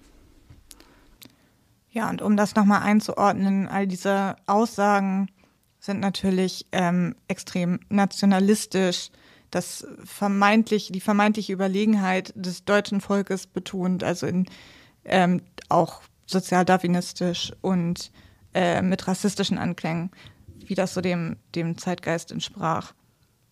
Kommen wir nach Hamburg. Der erste Fußballclub Hamburgs, in dem regelmäßig Fußball gespielt wurde, war der Hamburger Fußballclub.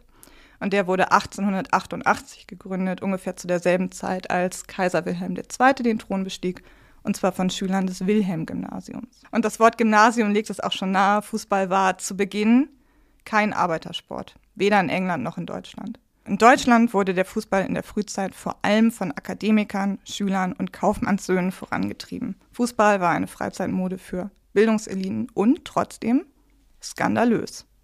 Die fußballbesessenen Jungs, das ist ein Zitat aus einer Jubiläumschronik des FC St. Pauli, trafen sich damals auf Dachböden oder in abgelegenen Kellern, um der Entdeckung durch Eltern und Lehrern zu entgehen.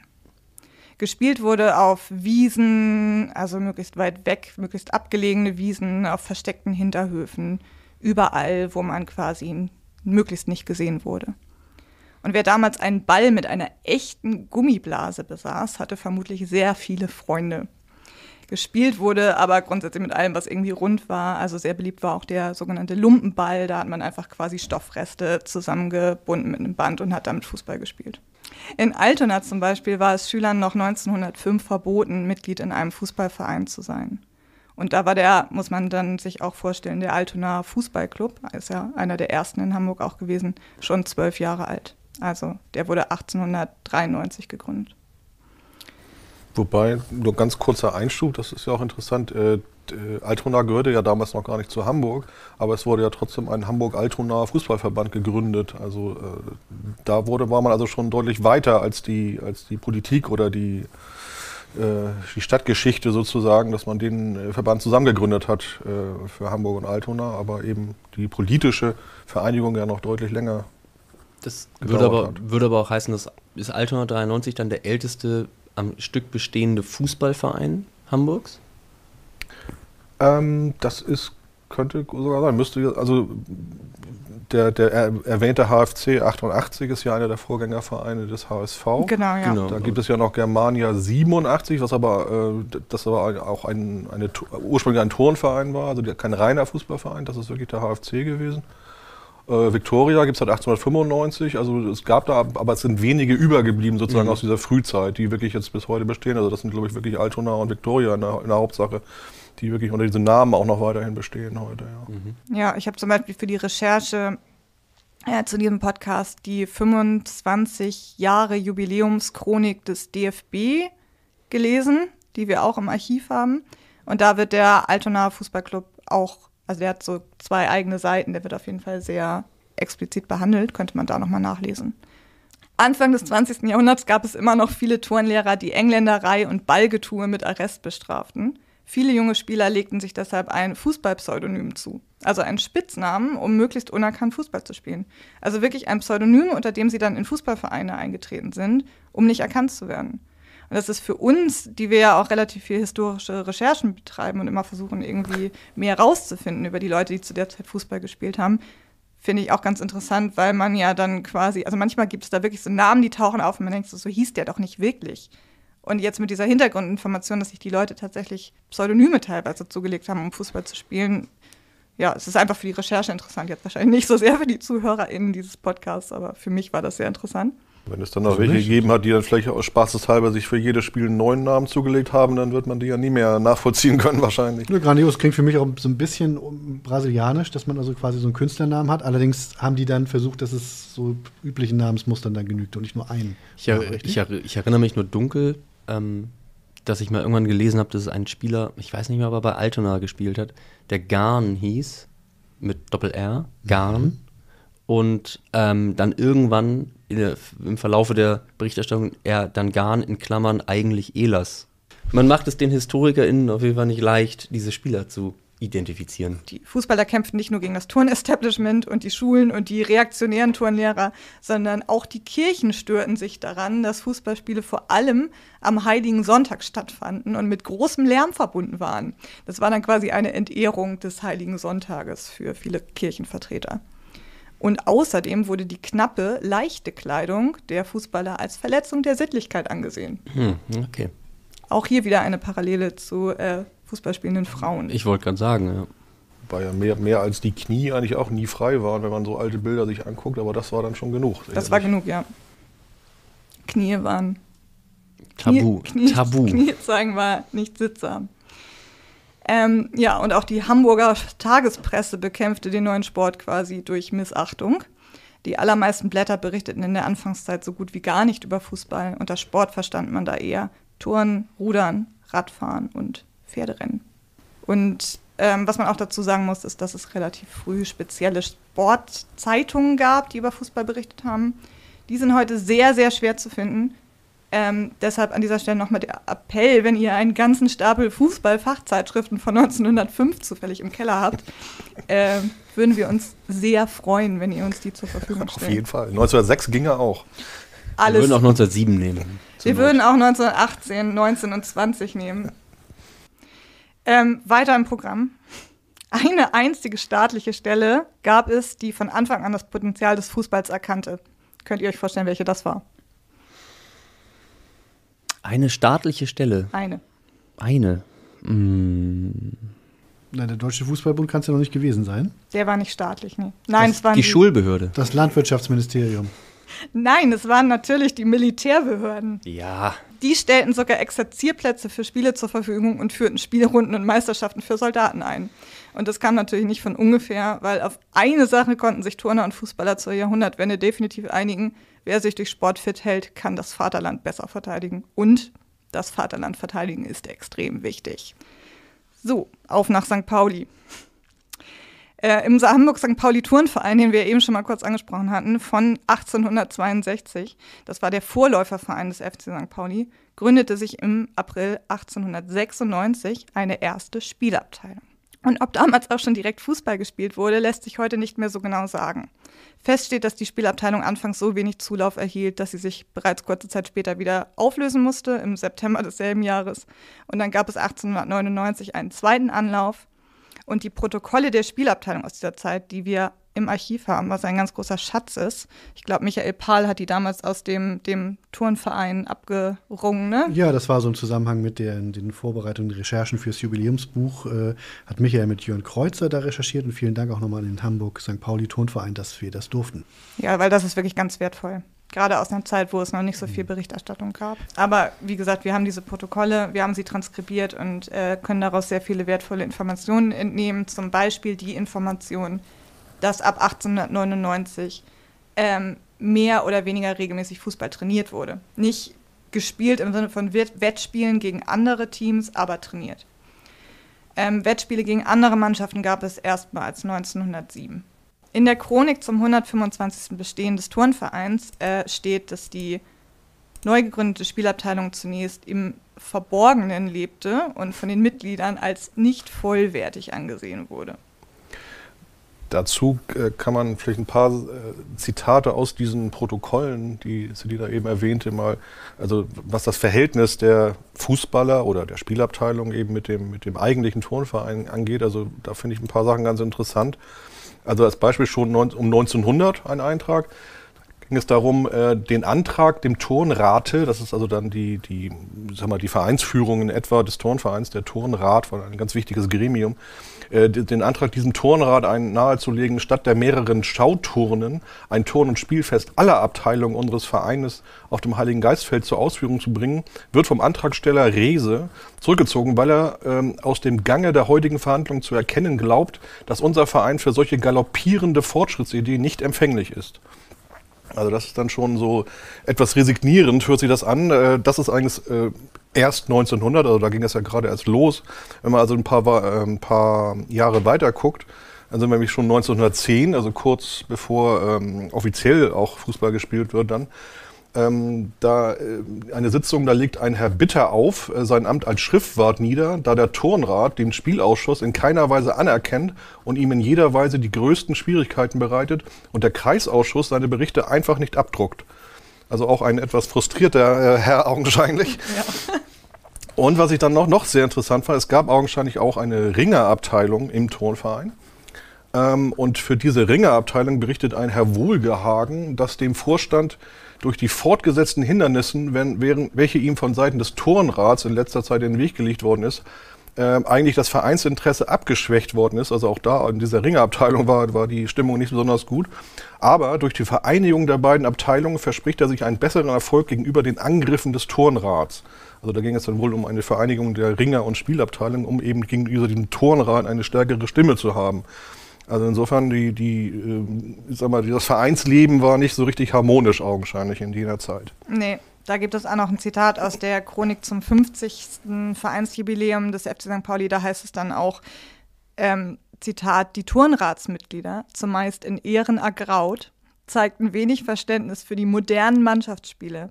Gewöhnt an eiserne Regendisziplinen war ihnen das in ihren Augen ungeordnete Herumrennen der Fußballer zuwider. Ja, also Thomas hat ja auch gerade schon ein paar schöne Beispiele gebracht. Es war definitiv so, dass es in der Anfangszeit immer wieder zu heftigen Auseinandersetzungen zwischen der Spielabteilung und dem Turnrad kam. Und ich habe auch noch ein Zitat mitgebracht aus den Protokollen der Spielabteilung, aus denen Thomas ja eben auch schon zitiert hat, und zwar von 1904 ist eine Beschwerde überliefert vom Turnratsvorsitzenden Professor Dr. Hermann Hahn. Also, Turn war sehr bürgerlich.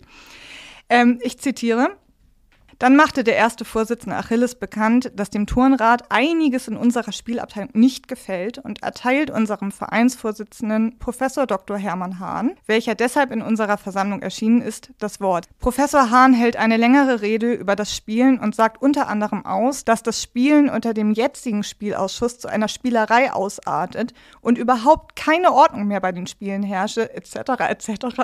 und alles dieses früher nicht vorgefallen ist. Also das klassische früher war alles besser Argument. Schon 1904 war früher alles besser. Ja. Gerade nach wenigen, also 5 Jahren Fußball, gab es dann also schon so die ersten nostalgischen Sehnsüchte nach dem guten Fußball der 1899er Jahre. Das kann man übrigens auch heute gut auf der Tribüne bringen, wenn man sich denkt. Da ging es eher darum. Kein Einsatz mehr, aber 1899, da war das noch. Ich glaube, da ging das eher um die schönen Zeiten ohne Fußball, würde ich das verstehen. Definitiv, ja. Früher war alles geordnet und diszipliniert, bevor die Fußballer kamen. Jetzt kommt quasi der Skandal im Skandal. Zur Beschwichtigung des Turnrates wird dann in derselben Sitzung quasi ein neuer turnratsnaher Vorsitzender für die Spielabteilung gewählt, ein gewisser Robert Havelberg. Und dieser, so heißt das auch in diesem Protokoll, ältere Herr, nimmt sich vor, in der Spielabteilung aufzuräumen und Ordnung und Disziplin herzustellen. Was ihm offensichtlich nicht gelingt, weil sich wenige Sitzungen später auf einmal der Punkt Auflösung der Spielabteilung von Seiten des Turnrates auf der Tagesordnung findet. Der Turnrat habe beschlossen, die Spielabteilung als Unterabteilung aufzulösen, da in der Abteilung fortwährend Streitigkeiten vorkämen. Das geht wirklich gar nicht. Und das sagte dann also aber der Vorsitzende der Spielabteilung, richtig? Genau, ja, der ja gerade neu gewählt wurde, großartig, um Ordnung und Disziplin wiederherzustellen. Und dann folgten anscheinend Auseinandersetzungen, die laut Protokoll, Zitat, ins Persönliche übergingen und deswegen nicht im Wortlaut wiedergegeben wurden. Ging es dann hoch her? Ja. Am Ende einigte man sich auf jeden Fall darauf, den Turnrat um eine schriftliche Stellungnahme zu bilden. Und die kam dann auch. Und aus der ging dann relativ klar hervor, dass der Herr Havelsberg, also der neu gewählte Vorsitzende der Spielabteilung, den Turnrat selbst darum gebeten hatte, die Spielabteilung aufzulösen. Und er begründet diesen Schritt damit, dass er bei jedem Versuch, Ruhe und Anstand herzustellen, von den Spielern nur, Zitat, dumme Antworten erhalten habe. Und er hat dann einfach selbstständig beschlossen, die Spielabteilung aufzulösen. Es wird dann laut Protokoll wieder persönlich. Sehr schön. Ja, so intrigenmäßig, also wirklich ganz gut mit dabei, da muss man sagen. So, die haben 100 Jahre in der Vergangenheit, ist also genauso frisch wie das Intrigenwesen um die Jahrtausendwende. 125 Jahre, nichts geändert. Genau, Fußball war nicht immer toll, aber Intrigen 1A. Ja, die Spielabteilung hat dann eine Kommission zusammengestellt, die dann mit dem Turnrat nochmal verhandeln sollte über die Auflösung der Spielabteilung. Und in dieser Sitzung mit dem Turnrat kamen dann Havelsberg, Zitat, wahre Beweggründe zutage und er wurde als Vorsitzender der Spielleitung abgesetzt.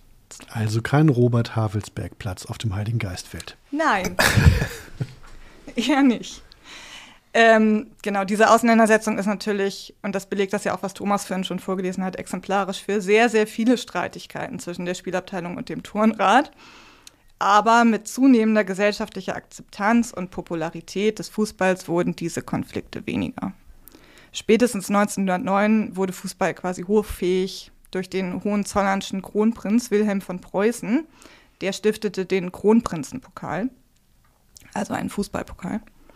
Und im selben Jahr stellten die Fußballer des Hamburg-St. Pauli-Turnvereins einen Antrag auf Aufnahme in den Norddeutschen Fußballbund.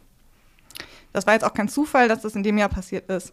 Ab 1910 erlaubte die deutsche Turnerschaft gegen erbitterte interne Widerstände die Teilnahme der Fußballabteilung ihrer Mitgliedsvereine an Wettbewerben des DFB. Hauptsächlich aus Angst, dass die Fußballabteilungen sich abspalten und zum DFB überlaufen könnten. Wer erkennt die Parallele zu meiner letzten Geschichte? Ja. Ja, da ging es ja darum, dass eventuell die fußballspielenden Frauen einen eigenen Verband gründen und da der DFB dann doch lieber das selber in der Hand haben wollte, hat man dann den Frauen wieder erlaubt, in den Vereinen Fußball zu spielen. Genau, also der DFB wurde dann quasi auch nochmal von seiner eigenen Vergangenheit eingeholt. Im Frühjahr 1910 wurde die Spielabteilung des Turnvereins dann auch in den Norddeutschen Fußballverband aufgenommen.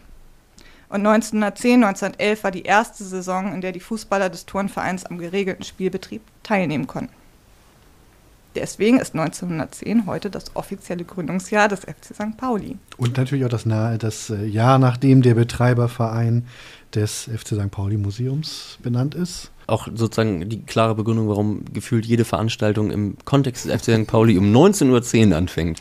Was ja gar nicht stimmt, das ist auch was, worüber wir uns auch gerne nochmal eine ganze Folge lang unterhalten können. Ich finde ja die 19:10 Uhr tatsächlich ganz praktisch, weil zum Beispiel unsere Mitgliederversammlung es historisch so ist, dass wir um 19 Uhr schlicht und einfach meistens noch irgendwas vorzubereiten haben. Und deswegen passt das halt sehr gut. Deswegen finde ich das sehr rücksichtsvoll, dass es nicht der FC St. Pauli von 1900 ist. Ja, aber das ist auch in anderen Vereinen so. Ich habe das öfter mal gesehen, beispielsweise bei 1860 München, wo dann wirklich zu 18:60 Uhr eingeladen wird, statt zu um 19 Uhr. Also das werden, glaube ich, auch andere Vereine mit entsprechenden Jahreszahlen. Beim HSV fängt jede Veranstaltung um 18:87 Uhr an. Das ist möglich, das habe ich noch nicht so gelesen, aber möglich ist alles. Wobei ja tatsächlich der Hamburg-St. Pauli-Turnverein, um nochmal ganz tief in die Mottenkiste zu greifen, ja auch noch einen Vorgänger hat, der von 1852 war. Und nicht deswegen, wenn es so richtig darum geht, wer so richtig, richtig alt ist, ich diese Küken da drüben vom Volkspark oder so nicht ganz ernst nehmen kann, weil wenn, dann wären wir schon der FC St. Pauli von 1852 und pünktlich 8 Minuten vor 19 Uhr beginnen wir dann also unsere Versammlung. Vielleicht machen wir das als coole Menschen, die wir sind, einfach in Zukunft genauso. Ja, um die Mottenkiste noch weiter aufzureißen, worauf Christoph sich bezieht. Weiter als ich bin erschüttert. Ja, dass der Hamburg-St. Pauli-Turnverein sich aus, genau wie gesagt, 2 Vereinen zusammengesetzt hat. Das wurde damals möglich durch den Fall der Torsperre zwischen der Stadt Hamburg und der damaligen Vorstadt St. Pauli, die dann irgendwann auch nochmal Hamburger Berg hieß. Also können wir eigentlich nur froh sein, dass wir heute nicht der FC Hamburger Berg sind. Den es ja durchaus gibt. Hübscher Name. Genau, den es ja gibt. Übrigens mit Morike Sacco. Also da sind die Verbindungen da. Der spielt da bis heute beim FC Hamburger Berg. Sofort wieder. Nun muss man natürlich aufpassen, Morike Sacco in Sendungen über Skandale genannt, aber da wollen wir natürlich nur ganz deutlich sagen, absolut nichts einzuwenden. In Klammern kein Skandal. Ja. Fürs Protokoll. Wir reisen ins Jahr 1924, wo es dann zur sogenannten reinlichen Scheidung zwischen den Turnern und den Fußballern kam. Die Deutsche Turnerschaft verbot den Spielabteilungen die Doppelmitgliedschaft im DFB und in der Deutschen Turnerschaft. Das heißt, man musste sich entscheiden. Und die meisten Fußballabteilungen der Turnvereine entschieden sich dafür, im DFB zu bleiben und verließen dann die Turnvereine. Und das hat auch der FC St. Pauli gemacht. Aber, ja, ich sag's jetzt gleich, ich musste die Seite weiter scrollen. Der Turnverein, der ja dann anscheinend noch 20 Jahre früher verzweifelt versucht hat, die Fußballer loszuwerden, war 1924 schon so weit, dass er die Fußballer nicht gehen lassen wollte. So sehr nicht gehen lassen wollte, dass er sich mit der Deutschen Turnerschaft anlegte und zusammen mit dem ETV kurzzeitig sogar ausgeschlossen wurde. Also der ETV hat sich auch dagegen gewehrt, die Fußballabteilung gehen zu lassen. Genau, also die haben es sogar auch durchgezogen, die sind also länger gesperrt gewesen, aber es gibt ein Buch über den ETV, von dem ja hier auch nicht ganz unbekannten Volker Havekost, wo dann ein Zitat eben zu diesem Thema Deutsche Turnerschaft und Scheidung, große Turbulenzen gab es da und dann Zitat, gemeinsam mit dem ebenfalls renitenten, wohlgemerkt, St. Pauli Turnverein wurde Eimsbüttel am 18. September 1924 aus der Deutschen Turnerschaft ausgeschlossen. Also insofern, das auch von sag mal, fremder Seite durchaus belegt, dass es da mittlerweile einen Gesinnungswandel scheinbar gab im Hamburg St. Pauli Turnverein. Ja, in der Chronik zum 25-jährigen Vereinsjubiläum des FC St. Pauli heißt es, Zitat, 1925, das stimmt nicht. Das war 1924, wie ich eben gesagt habe, aber in der Chronik steht 1925.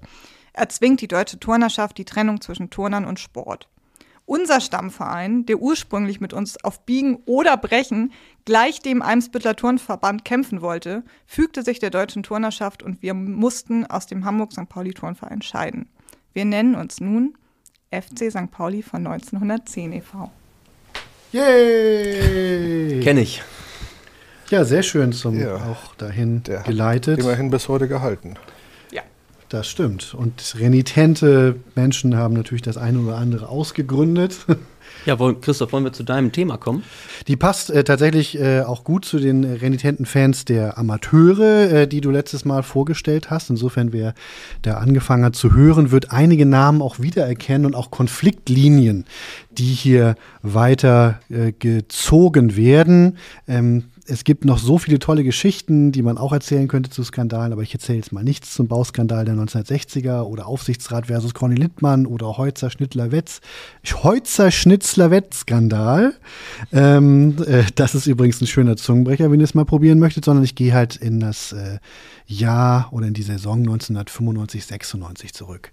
Freut euch an dieser Stelle auf Skandale am Millantor Teil 2, 3, 4, 5, 6 und 7. Wie wir es schon zu Beginn gesagt haben, Skandale kann der FC St. Pauli gut.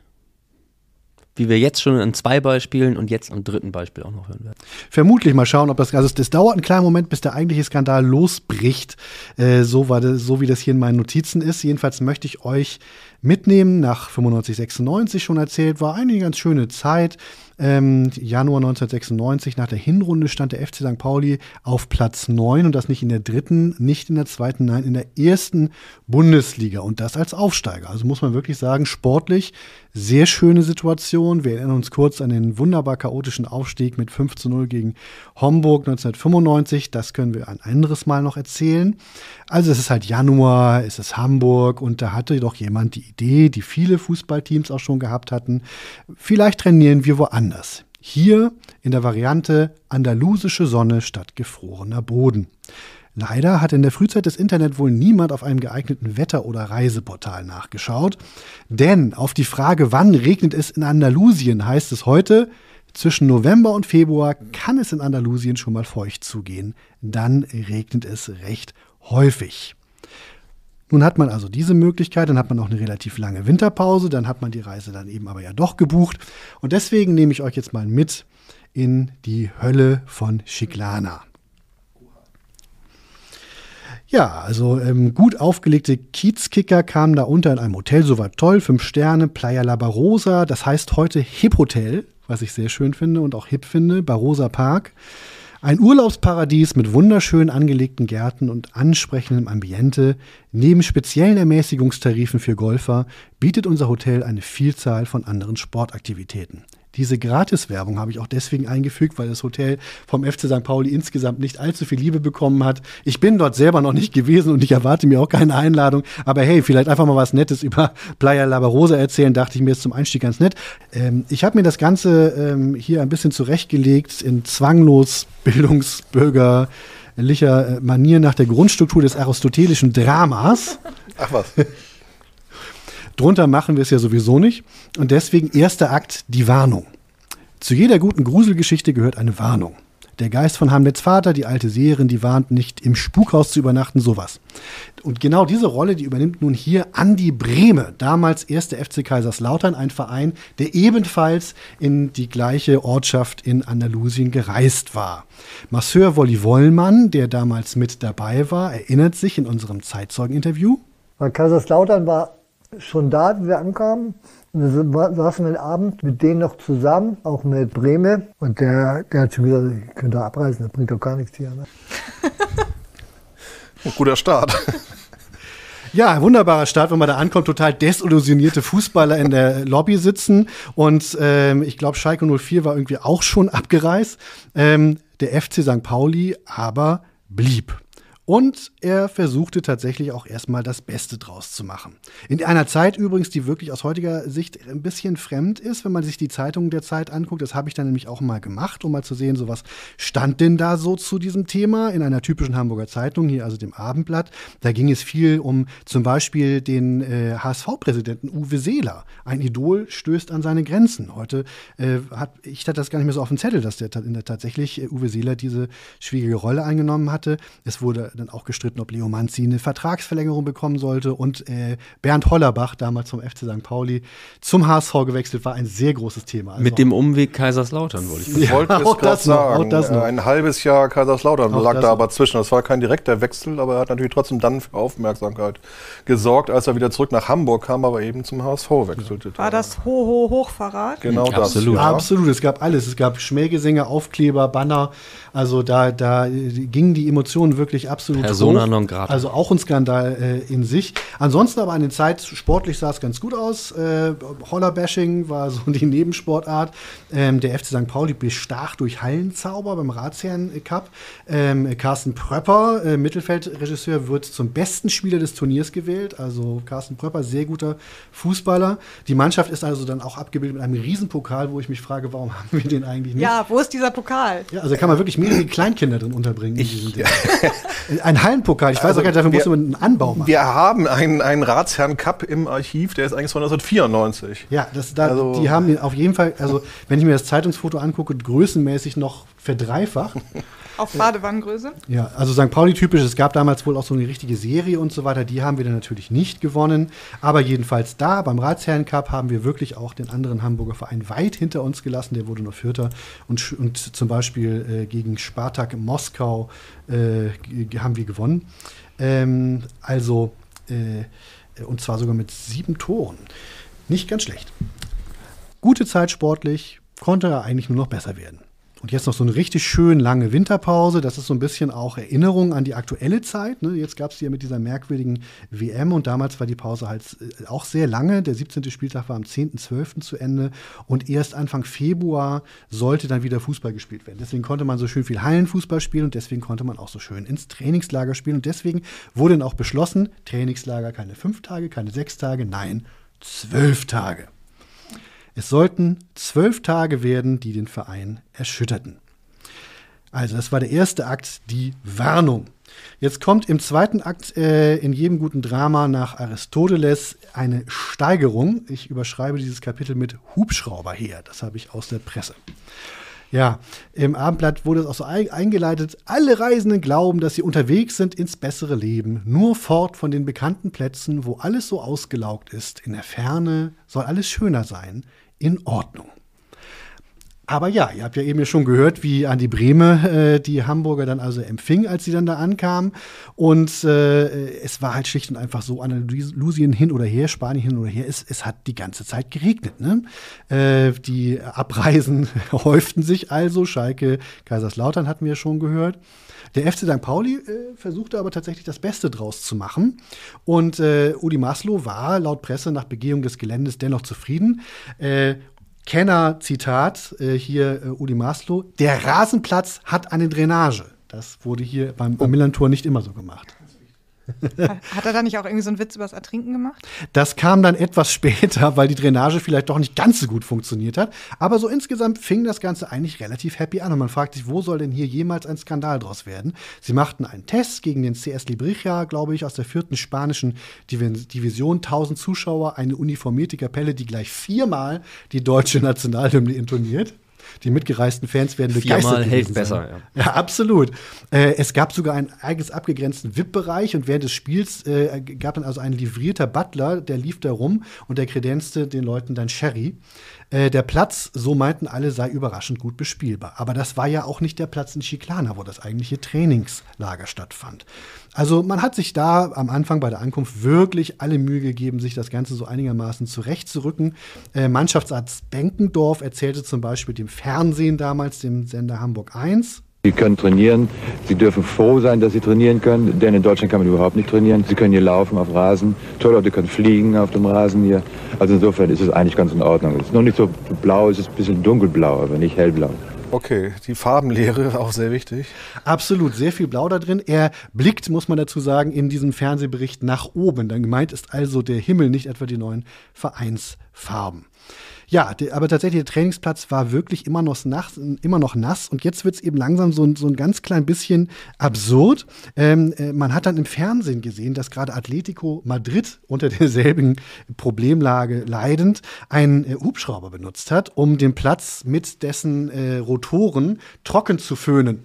Nein, echt? Ja, und wenn der FC St. Pauli sich was abguckt, dann natürlich nur bei den Besten. Also dann bei Atletico Madrid. Dann bei Atletico Madrid, Barcelona, so diese Kategorie. Haben sie dann also tatsächlich ohne Witz gemacht. Anfang 3. Akt, das Grauen. Aber tatsächlich, der Hubschrauber kam. Und so etwas hatte man noch nie gesehen. Wie ein Föhn sollte die aus Sevilla eingeflogene Maschine den Rasen trockenblasen und schwebte somit über 45 Minuten über dem nassen Grün hinweg. Der Präsident überwachte die Arbeiten selbst, schrieb das Hamburger Abendblatt. Er bezahlte die Arbeiten angeblich auch selbst. Es wurden dann so um die 6.000 Mark Kosten kolportiert. Ob das nun gestimmt hat oder nicht, schwer zu sagen. Für einen Hubschrauber schon günstig. Ja, aber ich glaube auch Heinz Weisen hat so allmählich so seine Fälle auch wegschwimmen sehen im wahrsten Sinne des Wortes, weil halt so allmählich so traten auch so die ersten Lagerkollerfälle auf. Die Leute hatten ja auch alle keine vernünftigen Videospielstationen zu dieser Zeit. Ich bin mir nicht mehr ganz sicher, gab es den Gameboy damals schon? Wo sind wir, 95? Das weiß ich nicht so genau. Ich glaube, da war ich schon zu alt dafür. Ich glaube, ich hatte einen. Ich hatte keinen, möchte ich dazu sagen. Deswegen weiß ich das auch. Jedenfalls war es dann eben halt so, die Spieler warten dann beim Testspiel gegen Genf trotz Helikopter durch knöcheltiefes Wasser. Die Bilder sehen fantastisch aus dazu. Es spritzt wirklich. Und das Spiel wird dann letzten Endes beim Stand von 1:0 für St. Pauli abgebrochen. Aber Trainer Maslow verkündet trotzdem, wir bleiben hier. Obwohl also wirklich mehrere Spieler so sagen, ja, wollen wir nicht langsam mal? Nein, wir bleiben hier. So die Zeitungsschlagzeilen kippen auch so langsam. Das ist jetzt also dann nicht mehr Vorfreude, sondern Heimweh nach St. Pauli. Trainer Maslow wird gefragt, ob er hier noch einmal trainieren würde. Nur wenn ich die Sportart wechsle. Und meinte damit vermutlich Wasserball. Ganz interessant ist, dass am 31. Januar dann also die Schlagzeile vorne beim Abendblatt nicht ist irgendwie FC St. Pauli geht unter irgendwas Lustiges, sondern Energie am Millantor. Es ist ja auch so eine Geschichte, die ja auch bekannt ist, dass gerne mal über Stadionbaupläne erzählt wurde, wenn es anderweitig schlecht lief. Und so gab es dann also eine große Geschichte über die Stadionbaupläne, während nebenan bei der Taz die Headline Wasserspiele über genau dieses Genf-Spiel erzählt. Also, ja. Aber dieser Lagerkoller, den du erwähnst, der kommt ja auch in einigen TV-Berichten dieser Zeit zutage, dass die Spieler sich da über einiges beklagen, über eben schlechtes Wetter, man kann nichts tun, außer drin zu sitzen, nicht mal trainieren geht richtig. Und dann ist das Essen auch noch schlecht. Und. Also da ging einiges wohl schief, also auch in der Stimmung dann des Ganzen. Genau. Der Mannschaft vor allem. Sagten die Spieler, wobei halt die Frage, ob das Essen schlecht war oder nur schlecht ausgewählt war und das Buffet in Wirklichkeit hervorragend war, das müssen wir an dieser Stelle offen lassen. Das ist ja auch eine Geschmackssache letztlich. Ist nämlich möglich. Der FC St. Pauli setzte sich nämlich über die Buffet-Empfehlung hinweg und bestellte stattdessen irgendwie Steak und das war dann vielleicht auch nicht unbedingt die Stärke der Küche oder wie auch immer.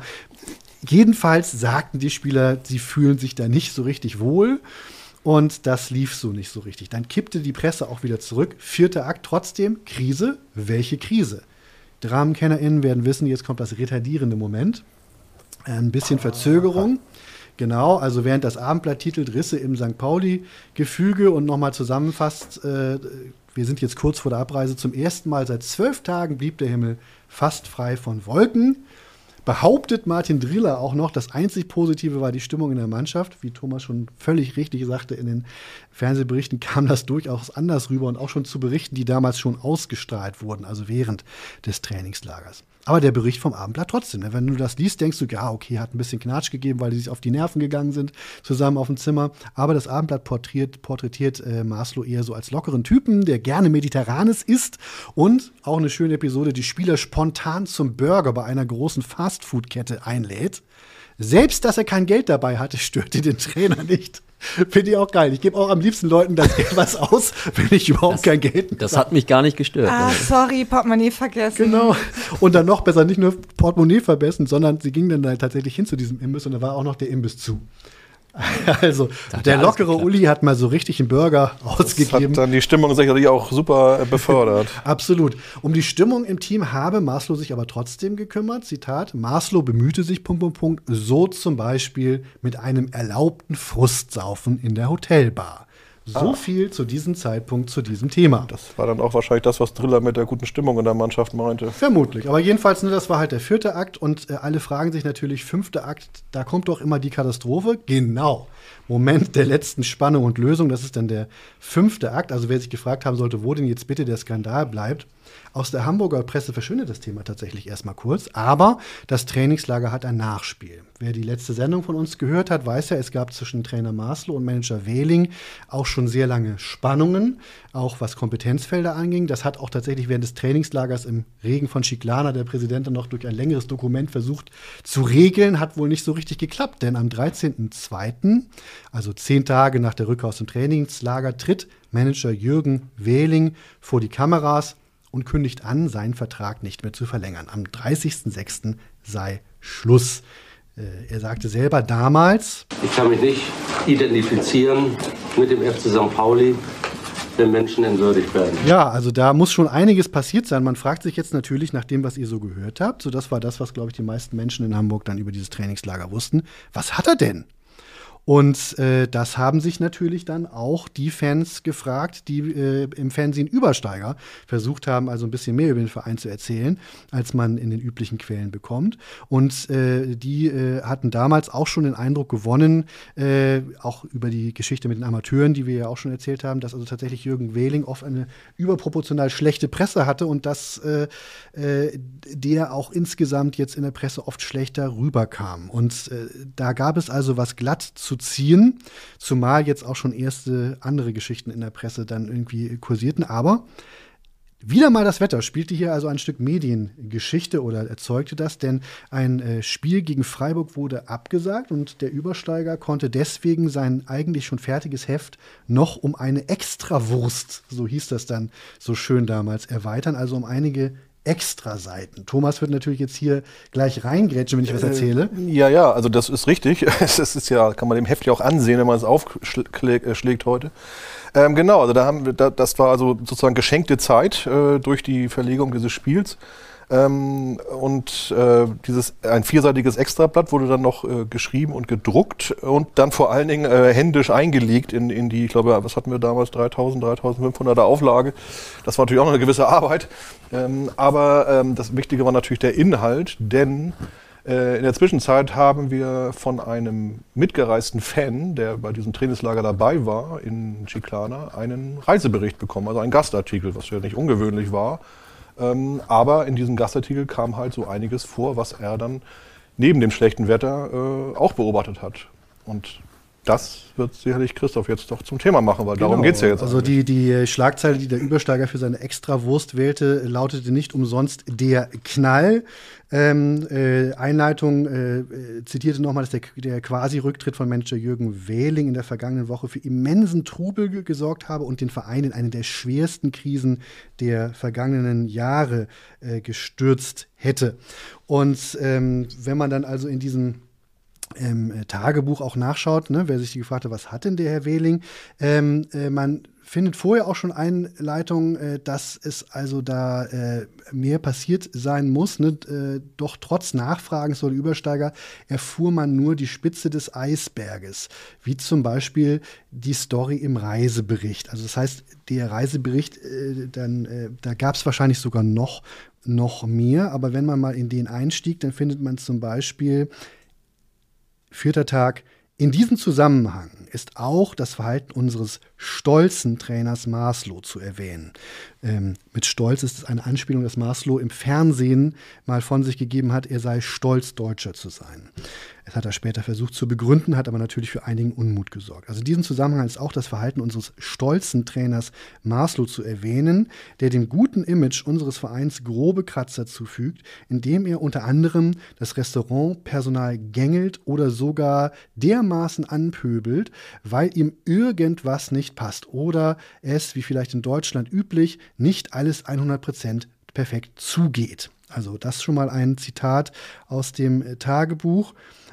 Später wird dann nochmal bestätigt, dass tatsächlich also die Regenfälle schon schwierig waren mit Servette Genf und so weiter. Ne? Dieser Tag, ihr erinnert euch noch, 1:0, dann Abbruch, bis ein heftiger Platzregen zum Abbruch führte. Am Abend hatte die Mannschaft so eine Art Frustsaufen, das am Anfang ziemlich nett war, aber übertrieben wurde. So urinierte ein Spieler, in Klammern C. Pröpper, im besoffenen Zustand einfach an die Palme in der Hotelbar, nicht die feine englische Art.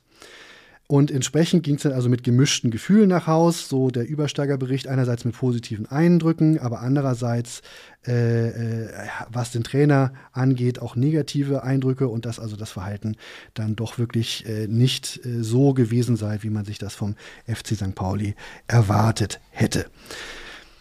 Ja, da war es dann also raus. Damals dummerweise nicht mit Pseudonymen unterwegs, die Leute. Also das wird jetzt vermutlich nicht um den Chrysostomos Pröpper gewesen sein oder so, sondern das war dann Carsten Pröpper.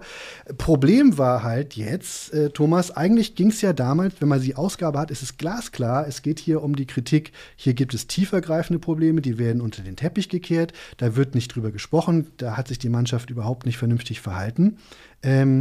Aber wirklich diskutiert wurde wahrscheinlich etwas anderes, oder Thomas? Ja, das war dann wieder ein Wetterproblem, wenn man so will, weil nämlich auch das angestrebte Nachholspiel gegen Freiburg war das in dem Fall, auch noch ein weiteres Mal dem Wetter zum Opfer fiel und dann auch die Ausgabe mit diesem Extrablatt eben auch nicht verkauft werden konnte. Aber das Thema mittlerweile nun auch aufgrund des Rücktritts von Jürgen Wehling natürlich trotzdem schon mal grundsätzlich in der Presse war, dass da auf jeden Fall was passiert sein muss in diesem Trainingslager und Teile daraus eben dann auch in anderen Medien zu finden waren. Nämlich unter anderem auch damals in der Sportbild wohl oder auch in Welt, Abendblatt und so weiter. Aber weil, das ging ja noch weiter, dieses Extrablatt, weil das Ganze ist am Ende nämlich mit dem Artikel mit der Überschrift Maslow raus geendet sozusagen. Sprich, wir haben uns dafür ausgesprochen, das Ganze eben ein bisschen größer zu ziehen und eben nicht nur zu sagen, ja, blöd gelaufen und man könnte sich da vielleicht mal entschuldigen und dies und das, sondern die gesamte Haltung von Maslow hat uns eben dazu geführt, auch zum Beispiel auch in dieser Kooperation oder eben Nicht-Kooperation mit Jürgen Wehling, aber auch viele andere Sachen und eben sein Verhalten, das ist sicherlich das auch, was Jürgen Wehling meinte mit dem entwürdigenden Verhalten, nämlich wie er sich gegenüber zum Beispiel dem Hotelpersonal verhalten hat und so weiter. Und diese ganze Sache hat uns eben zu diesem Maslow raus inspiriert, möchte ich sagen. Und genau das war natürlich dann in der Presse zu lesen. Verkürzt, oder Fanmagazin fordert Entlassung des Trainers, weil ein Spieler an die Palme gepinkelt hat. Mal verkürzt gesagt. So, und das war überhaupt nicht das Thema. Das steht auch in den Artikeln, kann allen mal passieren. Alles nicht schlimm, macht ihn eher sympathisch. Aber erstens, dann sollte man auch so dazu stehen, also das Ganze nicht vertuschen und schlecht lügen. Und zweitens natürlich, es geht uns ums große Ganze. Und es geht uns nicht um dass ein Spieler mal ein Bier zu viel trinkt, sondern es geht darum, wie sich der Verein darstellt, wie der Trainer sich darstellt, wie sich Teile der Mannschaft darstellen. Und das war das Thema. Und das war das einzige Thema eigentlich. Nur natürlich, in den Medien kam nur raus, wir scheißen Pröpper an, weil er an die Palme pinkelt. So. Genau. Und das war natürlich nicht das Thema eigentlich. Dazu haben wir dann auch nochmal 2 O-Töne aus der Zeit dann auch, aus einem Fernsehbericht. Also das fängt an mit Carsten Pröpper und geht danach über zu Hendrik Lüttmer, damals Fan und in der Übersteiger-Redaktion. Also hier erstmal das Statement von Carsten Pröpper, der natürlich auch gefragt wurde, was ist denn da los gewesen? Gut, ich war natürlich erschreckt, weil ich den Abend genau im Kopf habe, dass einige Spieler da waren, dass der Präsident war da, Trainer, die Presseleute waren da, wir haben zusammen an der Bar gesessen. Und ich glaube, wenn es so passiert wäre, wie es in den Zeitungen gestanden hätte, hätten die Jungs neben mir alle feuchte Füße bekommen. Ja, so Carsten Pröpper, der übrigens auch bis zum heutigen Tag jetzt nichts Genaues dazu gesagt hat, aber die Geschichte, muss man sagen, dann, das war für ihn damals ja nun sicherlich auch kein Spaß, war natürlich dumm, aber will man dann auch nicht unbedingt in der Zeitung dann lesen, wenn man betrunken Mist baut. Hendrik Lüttmer währenddessen, also auch im selben Fernsehbericht, versucht eben das Ganze wieder vom gederailten, ist ja quasi total entgleist die Geschichte, von der Palme wieder zurück auf die eigentliche Sache zu bringen. Zitat Lüttmer. Wir hatten nichts dagegen, dass Carsten Pröpper an die Palme pinkelt. Wir hatten was dagegen, dass Vorfälle angeblich stattgefunden haben, die dann hinterher von Jürgen Wehling als menschenverachtend oder wie auch immer beschrieben wurden. Und am nächsten Tag wurde Jürgen Wehling als Lügner bestimmt und nichts hätte stattgefunden. Das ist das Hauptproblem, das steht auch in der Zeitung drin. Nicht das an die Palme pinkeln, das kann jedem mal passieren, aber dann soll man dazu auch stehen. Tatsächlich unter einem NDR-Beitrag im Januar, weil die Winterpause war so lang. Da hat der NDR das Ganze übrigens auch nochmal wieder ausgegraben auf Facebook. Da hat dann ein Michael Pröpper, ich gehe mal davon aus, der Bruder von Carsten, darunter gepostet, einen Kommentar: Carsten Pröpper, bin stolz auf dich. Foto von einem facepalmenden Husky oder sowas, jedenfalls ein Hund, ich kenne mich da nicht so aus. woraufhin Carsten Pröpper antwortet, Michael Pröpper, Fake News, Anzeige ist raus, aber jetzt dann Schreibe-Emoji und Tränenlach-Emoji, Totenkopf-Emoji. Also hier glaube ich, blinzelt schon so ein winziges bisschen, vielleicht ist da ja doch was gewesen durch. Wir haben natürlich auch unsere Zeitzeugen gefragt. Ich hoffe, Carsten gibt uns auch noch ein Interview. Dazu sind wir noch nicht gekommen. Den haben wir bei uns noch nicht auf der Festplatte. Dirk Dammann versucht es sehr diplomatisch. Also ich war dicht dabei, so vom Zeitpunkt her, aber ich war dann nachher, als es passierte, nicht zugegen. Entweder schon im Bett oder schon unterm Tresen. Nicht mehr ganz Tresen. Ja, das ist eine gute Frage. Was unterstellen wir hier? Dirk Dammann war einfach quasi so der einfach am wenigsten vertragen hat, oder war er der vernünftigerweise gesagt hat, ich bin Fußballprofi, ich lege mich dann mal hin. Ich würde tendenziell sagen, Dirk Dammann wirkt für mich als sehr korrekter, sehr kontrollierter Mensch, und ich würde sagen, wahrscheinlich Dirk Dammann ist einfach schon im Bett gewesen. Ja, wahrscheinlich. Nicht im Bett dagegen war Masseur Wolli Wollmann, der ja wahnsinnig viel Vereinsgeschichte aus erster Hand auch miterlebt hat und der in Chiclana auch ordentlich, glaube ich, Verspannungen wegzumassieren hatte. Und der redet, muss man wirklich schonungslos sagen, der redet Klartext. Ja, hab ich gesehen, wie er da hingepinkelt hat. Aber du kannst ja in dem Moment nichts machen, weil es ist schon passiert. Ne? Also drückst dich dann weg und hoffst, dass es keiner gesehen hat. Da war es ja auch noch, das war ja die Zeit, die haben die Sporttaschen nicht voll Klamotten gehabt, sondern voll Bier. Sind Trainingslager gefahren sind, ne? War die Zeit doch, ne? Ja, sehr bodenständig alles. Ja, das war die Zeit doch, ne, würde ich auch sagen. Wolli spricht Klartext. Also. Ganz eindeutig, und ich finde es gut, dass die Sporttaschen müssen damals auch deutlich stabiler gewesen sein. Also nicht dieses dünnmaschige Funktionszeug. Gutes Boden-Inlay gehabt. Genau. Und auch überhaupt Dosen gab es dann so, sonst, ich meine, Bierflaschen, die klappern ja doch auch sehr viel auffälliger. Also Bierdosen sind akustisch ja besser zu transportieren. Uli Maslow, der sich ja gegenüber dem Personal so daneben benommen hat, den haben wir natürlich auch gefragt. Wie war denn das, Herr Maslow? Ich hätte mich im Trainingslager, ich war ein sehr sachlicher Trainer. Ich war mit Herzblut bei der Sache. Und ich soll da Dinge gemacht haben, die vereinsschädigend waren und nicht gut gewesen sind. Nein, das geht nicht. Also, ganz klares Dementi von Uli Maslow.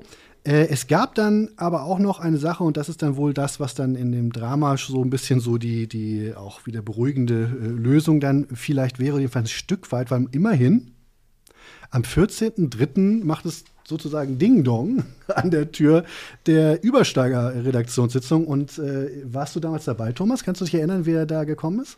Also da war ich dabei. Ich muss aber auch sagen, was ich am Anfang schon mal sagte, mir ist jetzt wieder eingefallen, als ich das gelesen habe, muss ich sagen.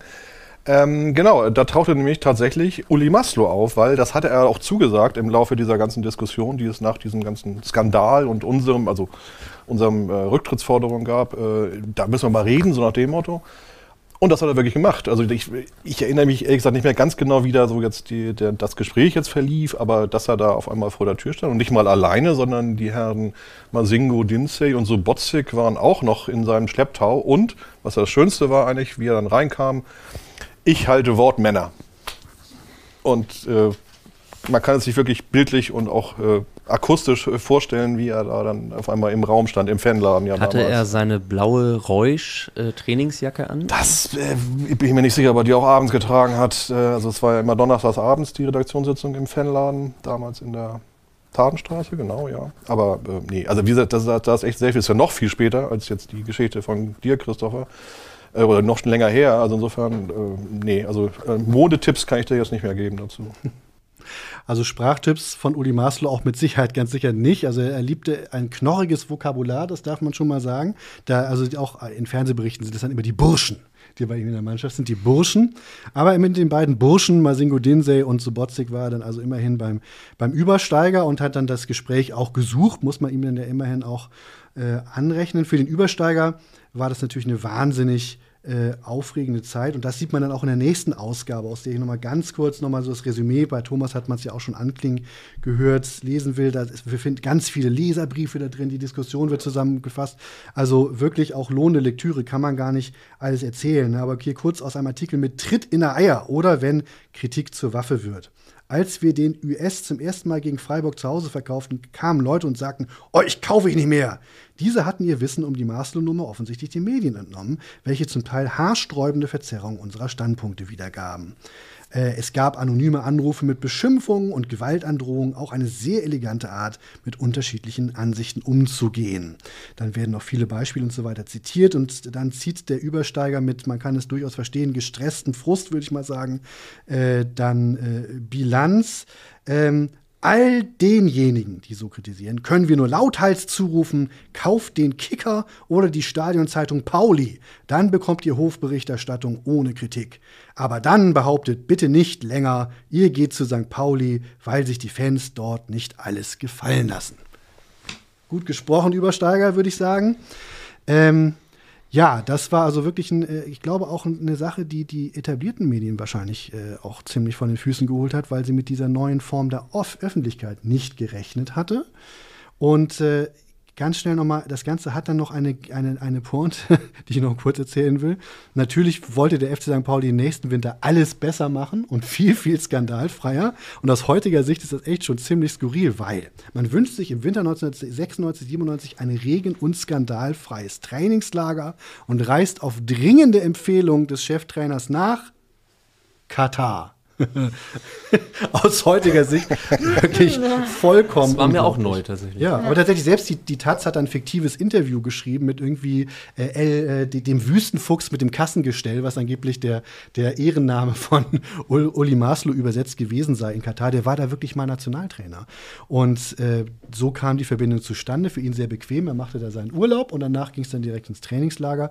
Und auch die Taz hat also da keine Kritik an Katar zu äußern. Das war irgendwie da noch nicht auf dem Radar der deutschen Öffentlichkeit so richtig angekommen.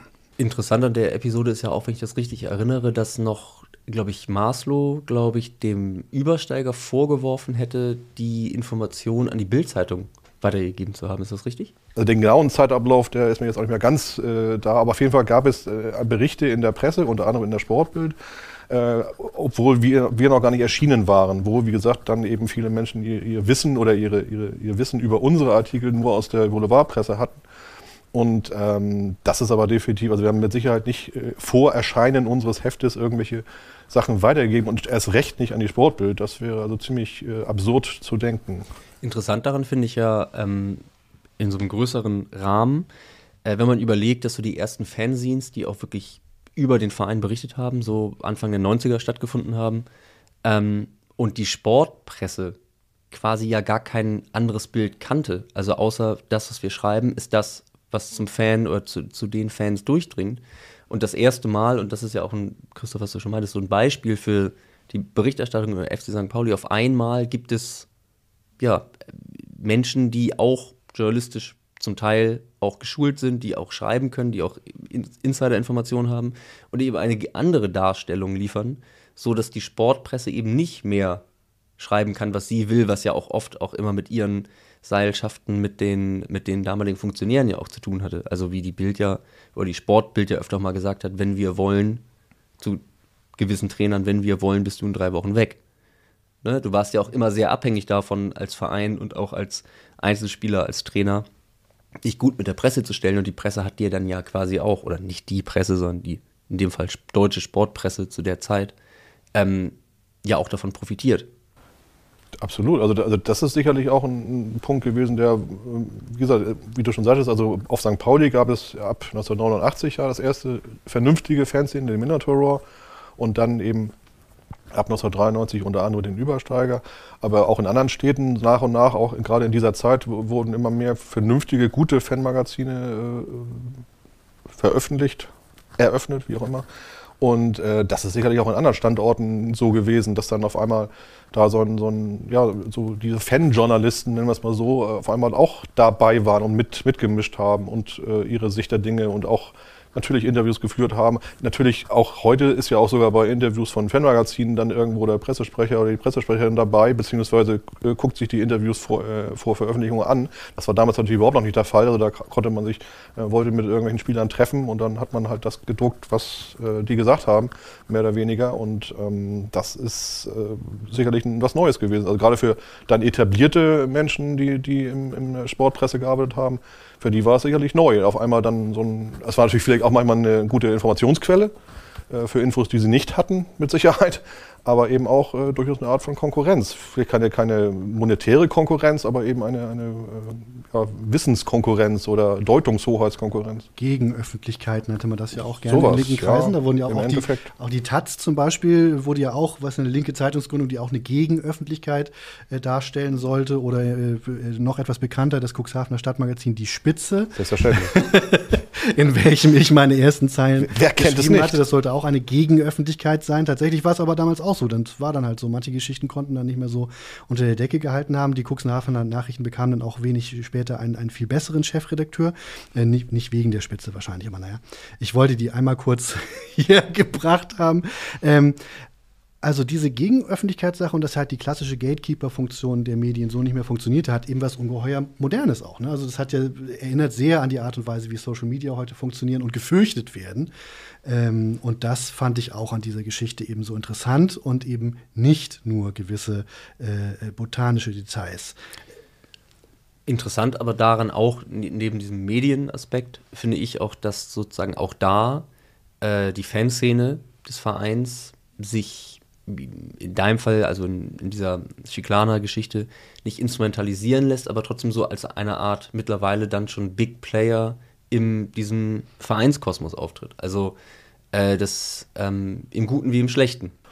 Könnte man jetzt sagen, dass in diesem Falle der Übersteiger als Korrektiv funktioniert hat, während das bei der anderen Geschichte mit Jodo, die Christopher erzählt hatte, nicht funktioniert hat, eben weil es Stefan Beutel so gut geschafft hatte, sich frühzeitig persönliche Kontakte zu sichern von Menschen, die sich dann gar nicht mehr vorstellen könnten, dass der nette Stefan sowas macht? Ist 2002 eine komplett andere Medienlandschaft. Das hat sich ja wirklich alles nochmal deutlich verändert. Auch eine andere Fanlandschaft und auch eine andere Vereinsgremienlandschaft, nenne ich es jetzt mal, also auf vielerlei Ebene.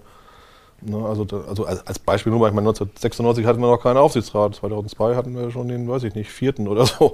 Also insofern, so Sachen, also da ist wirklich in diesen Jahren ist wirklich sehr, sehr viel passiert. Jetzt nicht nur im sportlichen Bereich, sondern auch gerade im Drumherum.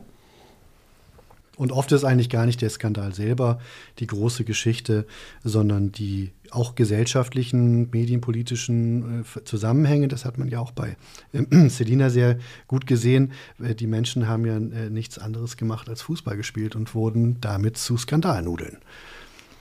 Genau, das war einfach auch auf jeden Fall ein klassischer Generationenkonflikt. Ne? Also die wilden, jungen Jugendlichen, die einen neuen Trend aufgegriffen haben und Fußball spielen wollen. Und die alten Turner, das Establishment, was sich dagegen gestellt hat, ist ja auch quasi eine Geschichte so alt wie die Menschheit, vermutlich. Früher war alles besser. Die Früher war alles besser Fraktion, ja. Genau. Ich meine, die Turner, also das Turnen in Deutschland war auch eine ganze Zeit verboten. Es gab die sogenannte Turnsperre, da waren es die jungen Turner, die so als Umstürzler verschrien waren und sogar verboten wurden quasi. So ändern sich die Zeiten. Ja. Also Umsturz natürlich in einer sehr, also was sie wollten ist die deutsche Einheit, als Deutschland auch aus Fürstentümern bestand. Aber ja. Ich mache jetzt noch einen Gerd Delling. Apropos Umsturz, bevor uns jetzt die Hörer nach 2 Stunden Podcast umstürzen. Hören wir lieber auf, denn ihr wollt ja alle auch noch Zeit haben, um vielleicht eure Meinung in eine Bewertung zu gießen. Macht's aber nur, wenn es viele Sterne sind, sonst schadet das den algorithmischen Gegenöffentlichkeit, wie war das nochmal? Ja, das steht dann ja im Übersteiger wahrscheinlich, wenn das alles hier völliger Humbug war. Vielen Dank fürs Zuhören. Das Schlusswort würde ich aber lieber dann wieder übergeben. Dann wird's besser. Genau, vielen Dank. Das war die 2. Folge von FCSP-Geschichten, das N in Klammern. Ich hoffe, wir hören uns nächsten Monat wieder. Wenn ihr Anregungen, Fragen oder was auch immer habt, schreibt uns. Alles steht in den Shownotes, unsere Quellen. Ihr könnt selber nochmal nachverfolgen. Die Geschichte der Turner, die Pinkelpalm-Affäre, am Tisch mit Waffenhändlern. Viel Spaß und vielen Dank. Ciao. Tschüss. Tschüss. Das ist es. Nein. Baris.